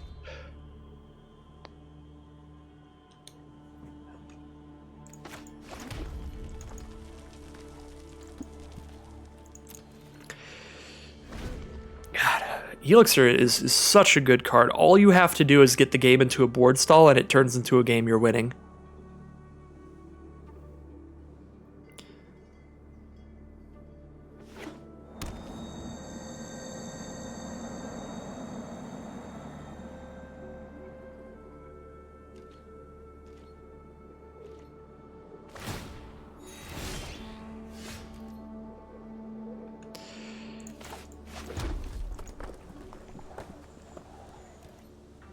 Still can't attack in. They're up at 7 now, so I lose 3 creatures to poke in for 2, put them to 5, then they just gain back up to 7 with the elixir.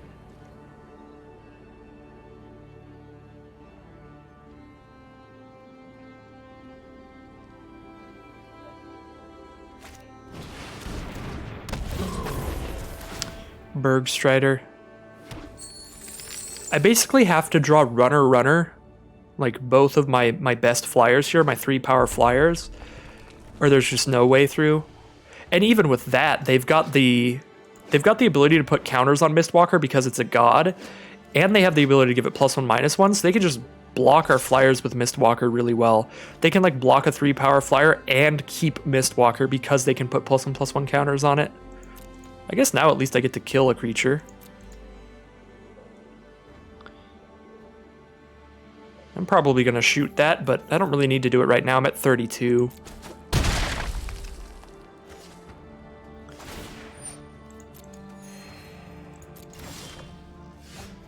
Yikes. I'm going to shoot Ravager here. Just trying to clear as many creatures as we can. Although that is quickly becoming an insurmountable task.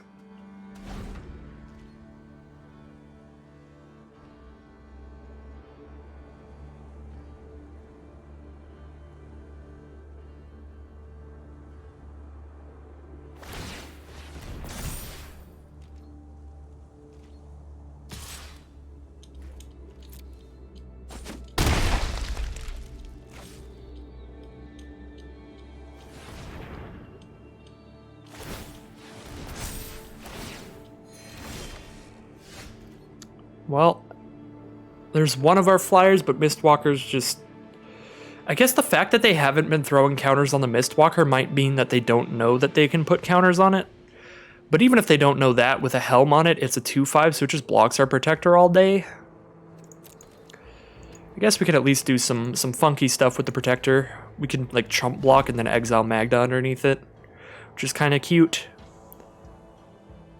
Although I don't know if I even want to do that. Maybe I want to play it as a surprise attacker, and maybe it helps me push in for a good amount of damage. I highly doubt it. They'd have to go like completely shields down for that to be a viable strategy, and they're just not going to do it with Mistwalker still held back here. Yeah, I can chump block here and then put a creature underneath the Protector, but I'm still losing the creature until Protector dies, so it doesn't even help me that much.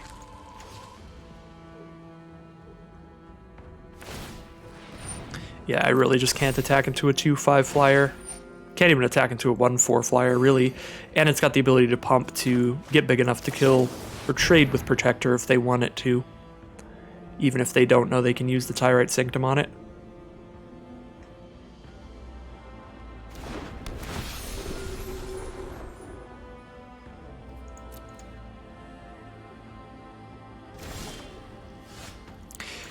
Yeah, I mean, we just don't have a way through this board, so I think I'm going to scoop it up at this point. I don't really want to sit here for another 10 minutes losing to Cosmos Elixir slowly and grindy. I'm all for playing it out when you have an out, but we just do not at that point. We've got no more removal left except stuff that can kill tapped creatures. Even if we draw like every flyer left in our deck, we've only got 2 or 3, and they're just 3/3s. They can't attack into Mistwalker. Just no way out of that game, so I'm going to move on to the next one. Pretty rough time there, but that'll definitely happen in Sealed. Board stalls do happen in Sealed, so if you can get a card that is quite solid during board stalls, like a Cosmos Elixir, that is definitely a Windmill Slam. Just put that thing right in your deck. Whatever colors you're playing, I do think Cosmos Elixir is pretty fantastic in Sealed, so I would absolutely recommend that. Pretty good in Draft 2, but does require a little bit more work there. We'll see what we've got to start off in round 7 here. 5 wins and 1 loss. Whatever happens now, we have not done poorly at all. I am going to mulligan this. All of our early plays were white there, and we only had red mana, so just real risky. I'm actually going to get rid of a land here, because I can foretell this Demon Bolt and still cast it if I just go turn 1 Usher, turn 2 Story Seeker, and I really don't want to get flooded in this deck. So, as you can see, we just drew the 3rd land anyway, so now we can cast everything. But even if we didn't draw the 3rd land for a while, like just turn 1 Usher, turn 2 Story Seeker, turn 3, just foretell a Demon Bolt to have access to it seems fine. I do probably just want to play Story Seeker and not attack into the Elderfang Disciple with the 2/1. If I'm going to be trading my 2/1 down into this 1/1, we'll at least do it when we can spit a 1/1 out of it. Fortunately, our opponent does have a lot of early game creatures here. Could attack with Story Seeker. I'm trading with Berserker. Seems like probably not a thing I really want to do. Do I just drop down a 1/3 here, or do I foretell Glorious Protector? Could even foretell Demon Bolts, but they don't have anything I really want to spend that on yet. I guess I'll foretell the Glorious Protector, because if I hit the land to play it next turn, a 3/4 flyer is a good clock against my opponent. Just hit him for 3 in the sky every turn.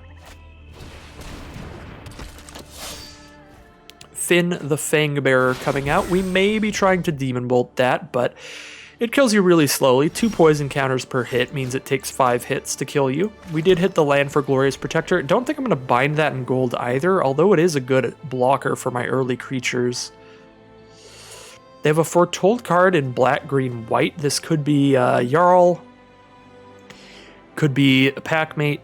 We'll just have to see. If they play at sorcery speed, obviously we'll know, and if they don't, we can start considering what instant speed foretell cards it could be. I think I'm just casting my Glorious Protector here, so we'll just pass turn. I could double block Finn with my 2/2 and my 2/1, and they only kill one of them with their 1/3 Death Toucher, so that actually seems like a really solid block if they offer the attack. Alright, they don't offer the attack, so we will just drop down our 3/4 flyer, start getting it in the sky. If I may, they could have a Feed the Serpent, although only 2 non-foretold cards in their hand. Iron Verdict, well now that's the plan if Finn ever attacks.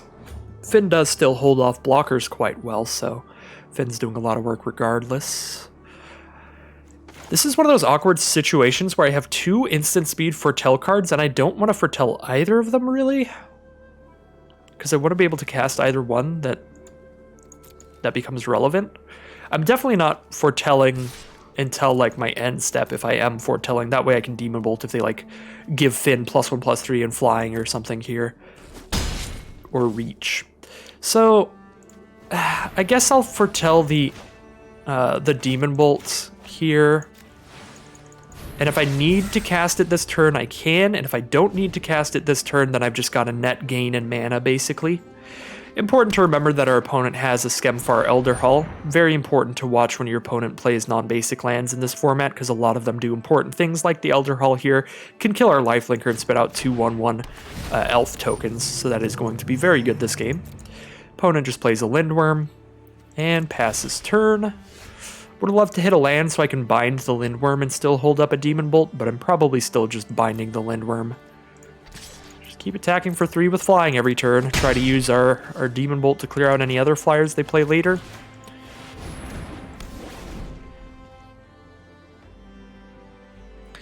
Wouldn't be surprised to see the Elder Hall cracked pretty soon. Dogged Pursuit. They gain a life, and I lose a life during their end step. This is a really slow card, so I think it's probably pretty decent in Sealed, but in Draft I would rarely play this. This is a slower format, though, that does end in a lot of board stalls, especially in Sealed, so I think it's pretty playable here. It's going to be putting in some work for our opponent, gaining some life, slowing down my Glorious Protector a lot. And potentially putting some pressure on me as well. Do I even need another blocker on this board? Still no, probably, right? Do I want to play Dwarven Hammer to just give my flyer 6 power total? Start hitting for 6 in the sky every turn? That actually seems pretty solid because of the fact that if they had something to kill my flyer, I think they would have done it a long time ago at this point. They've taken like 3 or 4 hits from the Glorious Protector. So now we're just planning to suit that up and give it trample. The trample doesn't matter, but the +3 power is very relevant right now. Hit for 6 a turn. Put them on not a 3-turn clock because Dogged Pursuit is gaining them life, so a 4-turn clock. 4 swings from Glorious Protector will be enough. They have foretold another card, so I have no idea what their foretell cards are. They could be stuff like Jarl. A land is a very good draw here. This allows me to equip my Protector and hold up Demon Bolt. But I could see them holding on to a Jarl just to, I don't know, so that they can actually get like a use out of the ability. Okay, they just drew into a Poison the Cup there, because if they had Poison the Cup before, they would have cast it many turns ago. So that's really sad. Very good top deck from our opponent. Plays against the Dwarven Hammer play incredibly well. So now, without the flyer, our plan is to just start throwing this hammer onto all of our stuff. This is up to 1, so I think they still get the 1/1s even if I Demon Bolt my own Story Seeker. Even if that weren't the case, I'm not going to Demon Bolt the Story Seeker to stop them from getting 1/1s. I can play a 1/3 next turn and we'll be fine. Probably not actually shooting Finn here because I'd rather use Iron Verdict because it only hits tapped creatures. So if I hit a land, I'll like Iron Verdict Finn and play Vault Robber, but otherwise I'll just play Vault Robber and not shoot it yet. Usher the Fallen's like literally never going to attack in, so this is just objectively a trade up right now. My 2/1 for their 2/2. I guess it does if I suit Hammer up with it, but we're definitely on the defensive now that they shot our flyer down. Sigrid? First strike on Sigrid's pretty solid. Yeah, we'll just pretend that this is a really rough turn here, and now we're just dead. They're probably going to attack in with everything either way. So now I exile Finn and first strike one of their other things. If they have another instant speed removal spell, it'll be a bad time. But they would have to have just drawn into that as well. They are on 3 color though, which gives them access to more removal potentially. At the cost of a slightly worse mana base. I think we'd rather kill the token than the Elderfang Disciple, because there are a lot of ways to bring things back from the grave in this format. If they bring the Disciple back from the grave, they can recast it and make me discard another card, which is actually pretty relevant right now, as I don't have any like extra lands just sitting here. Righteous Valkyrie. Well, I will Demon Bolt that. Big old 2/4 flyer. And it gains them extra life on other angels and clerics. Definitely just going to shoot that now. I could have held off and tried to like Iron Verdict it instead, but I like just clearing that out of the way as soon as possible. So Sigrid with the hammer now is probably the plan. And we get to play Vault Robber here as a blocker. A 1/3 against their 2 1/1s is all they have on board. So a 5/2 first strike trample, let's go. Even if they have a Jarl, there's nothing they can do about first strike trample here. Our life total is getting a little concerning against a Dogged Pursuit. So we are getting drained for 1 a turn, but Vault Robber's just such a good blocker on this board that hopefully it just holds off. They've just been sitting on a Jarl all game. I think it would have been way better if they just cast that Jarl a century ago, honestly. Because then they could have done probably quite a bit more damage to me. I guess I had a lot of creatures on board for a while, so Not really, but would have been fine. So Ice Hydro's pretty horrible for me now. I guess I can Iron Verdict it if they try to give it indestructible. I respond by Iron Verdicting on their block. I might want to move my hammer around. Probably not, but I guess it's worth attacking first here. Wait, can I Iron Verdict it? Oh, it doesn't tap as a cost. It taps after it gets indestructible, so I can't Iron Verdict it. Well, then I just lose to this card no matter what. Yeah, this is objectively the wrong play, but even if I didn't attack here, now I'm just sitting here dying to Dogged Pursuit, I'm gonna lose this game. So I don't feel so bad about this punt, but it is a punt. I guess at least I lose faster. Yeah, that sucks. I thought that it taps like right before it gets indestructible as part of the cost and not just at the end of the effect. Yeah, I'm just gonna literally concede right now. That's just... Ice Hydro, I just can't get through. I've already cast my one bound in gold, so we don't have a way to win that game either at that point. That's the other thing about sealed. When you're at the mercy of your sealed pool, you don't end up with a ton of removals. There's a lot of games where your opponent's just going to play a card that needs to be removed and you don't have anything that can kill it anymore. And that will just end the game. Especially in this format. This format is very bomb heavy. Like, there are common cards like Ice Trolls that are bombs that if not killed will absolutely destroy you. And many multicolored uncommons that are like rare worthy bombs like Sfella, Carter Doom Scourge, a bunch of stuff like that. Pretty unfortunate one there. Obviously made an embarrassing attack at the end, but we were not winning that game either way, so we can't feel too bad about that one. I'm going to take the mulligan there. That first hand was pretty awful. Nothing till like turn 4 and only one color of mana. But I will keep this one. Immersturm Raider, turn 2. If I get like flooded out, I get to discard a land here. Do I want to get rid of a land right now? I think I still do. If I draw land, I'm not discarding a land off of Raider though. But I can foretell the Shepherd, so I can cast that on 4. And I can foretell Demon Bolt, so I know I can cast that soon.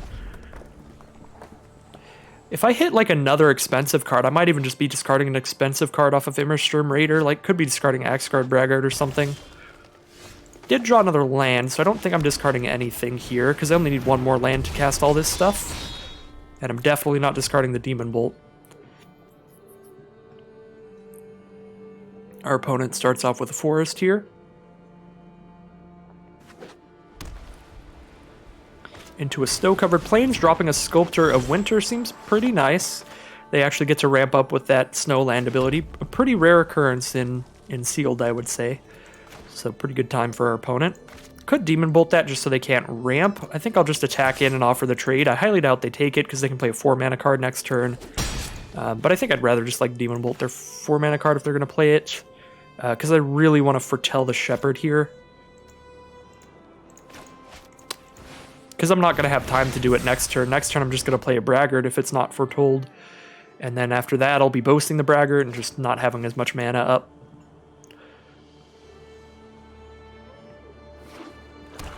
Alright, another green, white, black deck here. The snow-covered plains could be in here just for snow. They might just be like green, black. Boreal Outrider. That is something I probably want to Demon Bolt. Which means I'm not going to offer the trade because I doubt they take it. I guess the Boreal Outrider only makes their white creatures bigger right now. So maybe this is not that bad. This might be risky, but I'm going to attack in here. They're probably not taking the trade. I'm just going to play Axgard Braggart. We're going to hope that they're not a core white deck. We've seen 2 green cards from them. They have a forest and a swamp out. You're not playing a swamp in this format if you're not playing black cards, but you could be playing a snow-covered plains if you're not playing white cards. And Boreal Outrider is only going to make their white cards bigger. So the fact that they're 3-color makes Boreal Outrider definitely not as good as it would be a lot of the time. So we'll see. Maybe they just play like a really big white card here and hose us, but I like putting the Braggart out.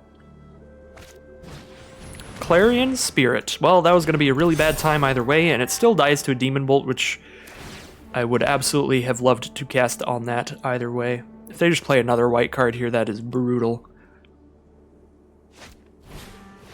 Oh, okay.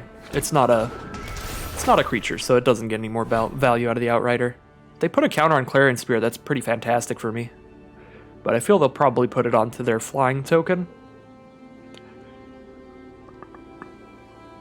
They know Braggart gets to attack as a 4/4, so they may be trying to put a counter accordingly so they only lose one creature on blocks. Just like trade with Boreal Outrider. Yeah, it's awkward. I guess they only have 2 cards left in their hands, so maybe the Clarion Spirit isn't doing a lot anymore. Wings of the Cosmos makes this turn really easy, because now there's no way Braggart dies. I just attack in, threaten to boast with it, and instead of boasting, I'm giving it 3 more toughness, so it has 6 toughness.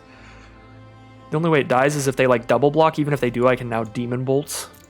Yeah, we're going to attack in before I do anything else, so I can Demon Bolt and Wings of the Cosmos and have an incredibly safe attack. I guess the third part of this saga will exile the Braggart eventually, so we need to keep that in mind. The only way Braggart doesn't die here is if I don't boast it, if I give it +1/+3 instead, so we'll do that. Eat up their Outrider. And now, since I don't have any white mana to play anything else, I will just Demon Bolt the Clarion Spirit, so they don't spit out any more spirits.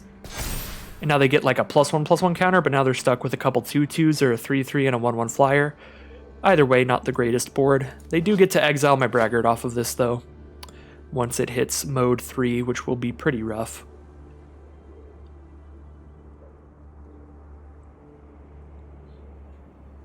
But they do have 3 cards in hand here with a Sculptor of Winter giving them an additional mana, so I think they're decently likely to be able to have cast 2 spells in this turn to get another spirit out of the Clarion Spirit.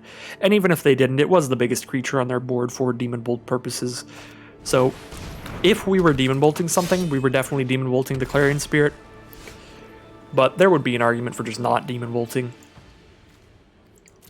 Returns any permanent with mana cost 2 or less from our graveyard to the battlefield, so we can bring back Immersturm Raider if that ends up dying. Probably won't, though. I can't double spell with Code Spell Cleric because both of my other cards are white here and I'm only on 1 white mana. If I attack in with Braggart, I trade in with their 1/1 and something else, but they're probably just going to kill it with Fall of the Imposter, so we definitely attack in with Braggart. I mean, worst case scenario, I guess they clear out our 2/1 with that thing, but then I'm trading a lot of their stuff off the board, and I'll just make a 3/3 flyer. I won't get the value of bringing back the 2/1 because this would exile it, but if they want to wipe my board here, I think that actually pans out pretty well for me, because then the board is just a 3/3 flyer on my side versus like a 3/3 on their side. So no blocks. So I can do 4 damage if I pump here, or I can play Shepherd of the Cosmos or Bound in Gold. I don't want to play Shepherd of the Cosmos without boasting Braggart, because then they can exile my 3/3 flyer instead, which I think is a little better on this board. So I think I just let this happen and I don't even cast a spell, which is really weird, because I'm not going to bind any of these small creatures. Yeah, this is an awkward one, because I'm not casting anything this turn. I guess I could Bind in Gold the Sculptor of Winter. That would be the best target, because it is a 3/3 blocker, and I stop them from untapping the land. So I get their best blocker. If they attack them with Seeker, their board's just empty. I don't know. I still don't think it's worth casting the Bound in Gold, because we need to have that ready if they have any bombs. Bound in Gold can shut off any activated abilities on any permanent. Unfortunately, Saga abilities are triggered abilities. They just happen every turn. You can't shut them off with a Bound in Gold. But that could have been potentially an option earlier, if you could shut off Saga abilities with it. Ooh. Yes. I will definitely trade with my 2/1 here, because now I get it back with Shepherd of the Cosmos. Just get a 3/3 flyer and a 2/1 back on this board next turn. That seems really solid. Especially if I draw into a Plains, then I can Shepherd of the Cosmos and Code Spell Cleric and just have a big old board. Well, didn't do that, so I will be probably Story Seeker and Code Spell Cleric later. I guess I could discard a card here. Like, maybe I just discard Code Spell Cleric because I don't care about the +1/+1 counter that much. At the same time, I really don't want to just hit another land. And at this point, I've got 28 cards left in my deck and 13 lands in there. So we're like almost half our deck is lands. I don't think I'm discarding a Code Spell Cleric and possibly just hitting a land. But I guess then I'm getting the land out of the way to get closer to the other non-lands. Yeah, this is a weird one. I do need another Plains to double spell with the Cleric, so the Cleric is still just sitting here awkwardly. I'm going to decline here, but I'm not so sure about that. I'm not confident in that decision. Because we do need another Plains for the Code Spell Cleric to be good at all. Binding of the Old Gods coming out, killing our flyer here. Sending in that Sculptor of Winter. Can't block it without just losing our 2/1, so we're not going to do that. We want to keep our creatures on the board. Try to trade profitably. Black, says our opponent. Ooh, Iron Verdict, kill the Sculptor. The fact that I have Bound in Gold in my hand makes me feel like that's fine, but it's not that good. I think I'd rather play the 2/2 Lifelinker here. That way I can actually attack in after I Iron Verdict, and now I can just foretell this thing. I'm at 11. I can take a few more hits of 3 a turn and be fine. Especially with a Lifelinker on the board now. Our opponent is really digging their lands out of their deck with Binding the Old Gods and Horizon Seeker, so opponent is definitely more likely to draw non-lands than us at this point, which is not good. Attack with everybody here. I wonder what kind of big blocker they're about to play. A 1/2? Is that it? Oh. Okay. Then I just attack with my 2/2, right? If they have a pump spell here, they're using a pump spell to eat my Story Seeker, that's not bad. Glorious Protector is a great draw because I can foretell this and then I can cast it next turn even if I don't hit another white. So I think I'm foretelling Glorious Protector, and I'm probably Iron Verdicting the Sculptor. Maybe even their Flyer. I can actually attack in with both here now, because that's a 1/2, so it still trades with the Raider. I just don't want to trade with like a 1/1. I guess it's a 1/1 flyer, so that trade would have been fine too if I were just attacking earlier. Alright, clear that out, gain 2 life.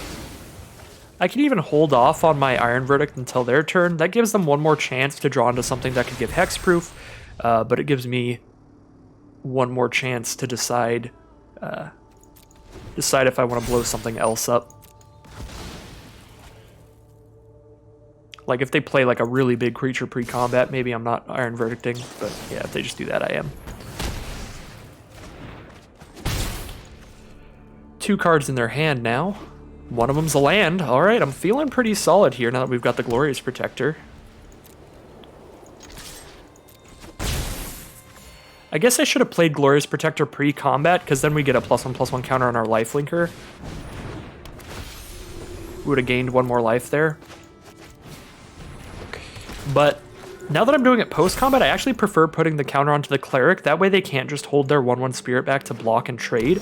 I get to attack with everything and they can't kill any of this stuff. I have a Bound in Gold as well. 1, 2, 3, 4, 5, 6, 7. Not lethal yet, so I'll just attack and play a Dwarven Hammer.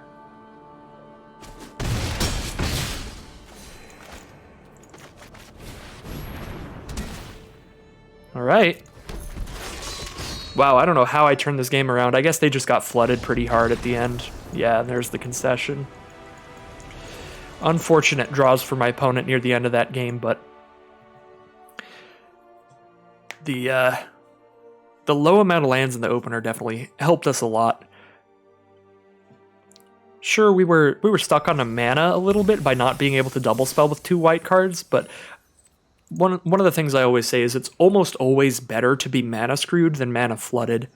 Because if you're mana screwed and the game ends up going long, you will eventually draw out of it, and even if you don't, you'll draw enough 2 and 3 mana cards to still do some things. But if you're mana flooded when the game goes on long, you're literally doing nothing. You're just playing lands. So it was nice. I mean, it's kind of a weird thing to say, but it was nice to be mana screwed a little that game, because it was definitely better than how unlucky our opponent got. Well, this is definitely a mulligan. Our white cards really care about us having creatures, at least the Wings of the Cosmos does. Iron Verdict, I guess, is fine defensively, but these red cards aren't even that good, and they're completely uncastable without a mountain. Oh no. We are in the final boss now. Whatever happens, I got all my gems back out of this, so we're doing fine, but it is gonna hurt a lot if I lose to some mana issues at the end. Would be a sad day. I am going to keep this one because I do have that turn 3 Glorious Protector, and luckily enough we did draw the land for the Magda turn 2. I'm probably not casting Code Spell Cleric here. I still want to hold on that until I get to counter. And I can do that on, well, with Wings of the Cosmos I can do that whenever I want now, but I could potentially do that if I like Foretold Glorious Protector on turn 3, and then turn 4 for 3 mana I cast Protector and 1 mana I cast the Cleric. Now I might even be casting Protector this turn. It depends on how they block. Oh dear. Varagoth, Bloodsky, Sire. I'm going to attack in. If they block, I'll cast Wings of the Cosmos, and if they don't block, I'll cast it when they attack with that thing. Because every time this attacks, they get to search their library for a card and put it on top. So I just can't let that ability keep going off. Sure, I'm 2 for 1ing myself by using a pump spell and my Magda to kill that. But the alternative is that my opponent's just drawing the best card in their deck every single turn.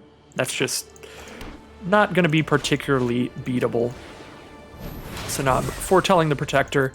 Next turn I will cast Protector and Code Spell Cleric, so we are back on that turn 4 double spell plan. Opponent drops a Draugr Thought Thief. They are scrying one here. Keep it on the top. Not what you like to see. That means your opponent has good things coming. And Pilfering Hawk is getting in. Man, I feel like our sealed pool did not have a lot of snow lands, and our opponents, whenever we see a snow deck, they're just like, yeah, like half their lands are being snow. It's pretty impressive. I do like getting another flyer on the board with the Protector, so I could even actually cast all 3 of these. Let's sequence this right. I think I'd rather have a 2/3 flying first strike than a 4/5 flyer. Because then I spread out my threats. All of them are big enough to attack into the Pilfering Hawk easily. Well, not the Code Spell Cleric, but all my flying threats. You know, I'm actually going to exile Code Spell Cleric. I don't think a 1/1 body on the ground is doing anything right now this game, so at least now if they kill Glorious Protector, I can be like, yeah, I got my 1/1 back. I guess there's not much of a point to do that, but maybe getting a 1/1 chump blocker out later will be more important. I don't know. I guess it's like literally the exact same thing that would have happened if I didn't exile it. So, Mareed on the Frost. Mareed of the Frost on the Pilfering Hawk's pretty brutal here. Now they just have a 3/4 flying blocker, and I just sit here. Just vibing over here. Just hanging out with my opponent. This is the position you never want to get in an aggressive deck like our Boros aggro deck here. When you're against like a multicolored deck like theirs. Because when you see a multicolored splashy deck like theirs, with the Pilfering Hawks to loot through their deck, you know that they are multiple colors because they're splashing in bombs. So the longer this game goes on, the more likely they are to draw a bomb that's just better than anything we have in our deck. So getting walled off by this 3/4 Pilfering Hawk is a huge problem. So if that ever becomes tapped for any reason, I am shooting it with Iron Verdict as soon as possible. Uh-oh. Giant's Amulet coming out. 4/5 Hexproofer, that'll start attacking in. On the ground, which is relevant. Not what I'm looking for here. I'm going to hold on to this. They are playing black with Varagoth and Grim Draugr. They could just be blue-black here, really, and just playing the snow-covered plains for snow and the woodland chasm for snow.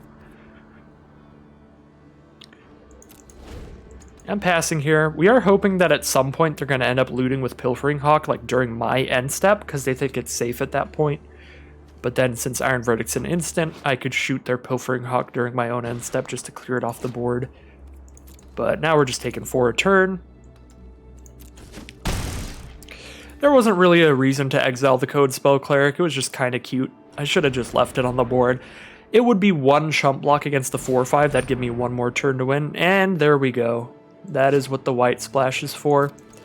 Exactly the kind of thing I was worried about that I am now just going to get absolutely smashed by. Just splashing the off-color mythic. 2 mana to equip. Equipped creature gets +2/+0 in vigilance. Whenever equipped creature dies, return it to its owner's hand. So it does cost a white to equip, which means they don't get to equip it immediately. Secret's actually a solid draw. But I mean, now that they have Sword of the Realms out, I don't even think it really matters. Sigrid gets to exile the Pilfering Hawk when they block with it. But then they put the sword on the other Pilfering Hawk, and it's a 3/2 flying vigilance that goes back to their hand whenever it dies. So they chump block with that on there, and then it goes back to hand. They recast it. You know, maybe I am sending in? I mean, if they just put Sword of the Realms on this this dorky giant wizard, I'm having a problem. I guess it is a token, so I can just shoot it with Iron Verdict, because it doesn't have hexproof when it's tapped. I can actually Iron Verdict and Sigrid. Yeah, I'm gonna get aggressive here. I don't know if this is right. But now I clear out the 3/4 Pilfering Hawk. They can throw the sword onto the other one, but then it's a 3/2 that still doesn't block my flyers well. Ooh, they're just gonna get aggressive against me now. So I'll just hit them for 5 then. I guess, actually, if they give the giant vigilance, it'll never become tapped when it attacks, so I'm just gonna shoot that now. I am just going to shoot that while I still can, but now they get to throw the amulet onto something else. Actually, yeah, no, I can't win. I was thinking maybe I could like Kraken if I'm eliminating these flyers, but the problem is with Giant's Amulet, they can now give something vigilance and hexproof permanently. So I just have no way to deal with it. Yeah, throw it on the Pilfering Hawk and I just can't do anything here now. Maybe if I didn't shoot their giant, they wouldn't have seen this line, because they would have been like, oh yeah, just keep it on the giant, that's how I do it. But they probably would have. You know, vigilance plus hexproof is a big, big deal, so I think they would move this stuff around either way. And now I just mega lose. Get mega slapped here. Could Sigrid now I first strike away their Draugr Thought Thief and kill their other flyer? This Pilfering Hawk's never dying, so might as well. Now I'm chump blocking with the Glorious Protector next turn, and that's our plan. Maybe somehow go wide around this thing.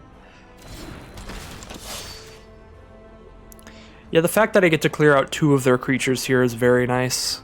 Unless they just immediately have removal. They could just be reading it to see what it does. And not targeting it with a spell. But I always get all sketched out when my opponents are looking at my cards. I'm like, alright, here it comes. Here comes the big one. Alright, exile that. Now we kill Draugr Thought Thief with first strike block.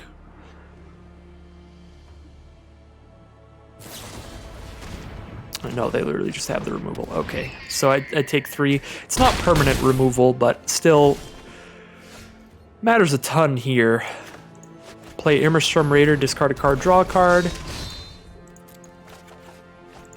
So now they're just not attacking with the Thought Thief. Even if I didn't have Sigrid in hand, they wouldn't into a 2/1. So they just start attacking with the Pilfering Hawk every turn. This is how good this stupid Sword of the Realms Halvar equipment is like, my best play when they attack me with Pilfering Hawk is to double block. But if I do that, even then, the Hawk just goes back to their hand, and then they put both these equipments onto the other Hawk, and then just recast that Hawk like next turn. So I'm so dead here. It's not even really funny. I think I still have to hold on to Sigrid. Giant's Amulet's usually solid, but when you have Giant's Amulet with an equipment to give vigilance, that's super solid. So Giant's Amulet is doing a lot of the work here too by giving the hexproof. The hexproof is incredibly important here so that I can't just exile it on an attack. So I only lose one of my blockers here, and I'm at 6 life, so I kind of have to do this. I lose one of my blockers, and now they dump all their mana into re-equipping onto the other Pilfering Hawk. Looks like they are going to kill my Glorious Protector. Haha, that means I get Code Spell Cleric. Surprise. Oh my god, and it was a Morit of the Frost, so they get to just copy whatever creature they want? I totally forgot about that. It wasn't even technically a Pilfering Hawk. They get to just keep recasting a Morit to change to a better creature if they play a better one later. Granted, they don't have one right now. I think they just copy Pilfering Hawk if they're recasting that. Looks like they're not.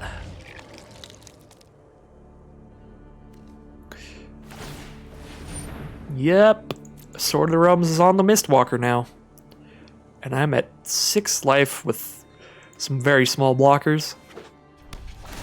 We are very dead here. Ooh, they got the white-blue dual land too in their sealed pool for their deck that's splashing white. Seems pretty sick. Fearless Pup, Story Seeker, Sigrid. I can cast Story Seeker and hold up Sigrid, and Story Seeker could lifelink me, so I guess we're doing that. We do not have solid attacks here. So we're passing the turn. We have to chump block this Mistwalker, or they can pump it 3 times with its ability and kill me. Unless they tap out for something else first, then I could just take it. We'll see. Nope. So I straight up have to chump block, because if I don't, again, they get to use the +1/-1 3 times and die. I can't exile it because it's got hexproof. Probably just going to end up having to cast Sigrid just to have it on the field, but even then I don't have any flyers anymore. So I'm dead to Mistwalker next turn. Especially because they're going to copy a Mistwalker now. I am mega dead next turn.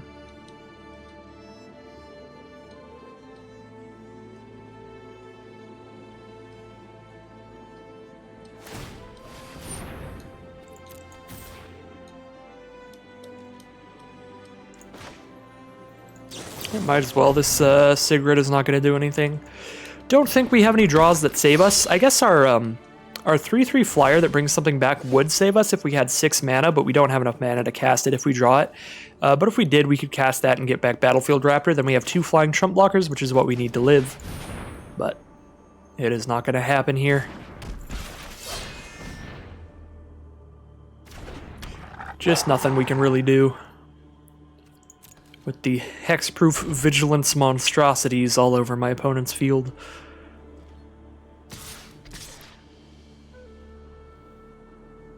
Just reading all the cards to be extra sure here. I love when you can see your opponent just like looking over it all. But yeah, I'm just very dead. Alright, so not a bad sealed run at all. 6 wins and 3 losses there. And I think our deck was very, very solid. Probably the best deck we could build out of our sealed pool. I don't think our snow deck would have been anywhere near as impressive as some of the others that we were seeing and losing to, as you could see in that last game. So yeah, 2,000 gems, 3 packs. I get all of my gems back out of this, and I get a few packs. Not a bad way to end this run at all.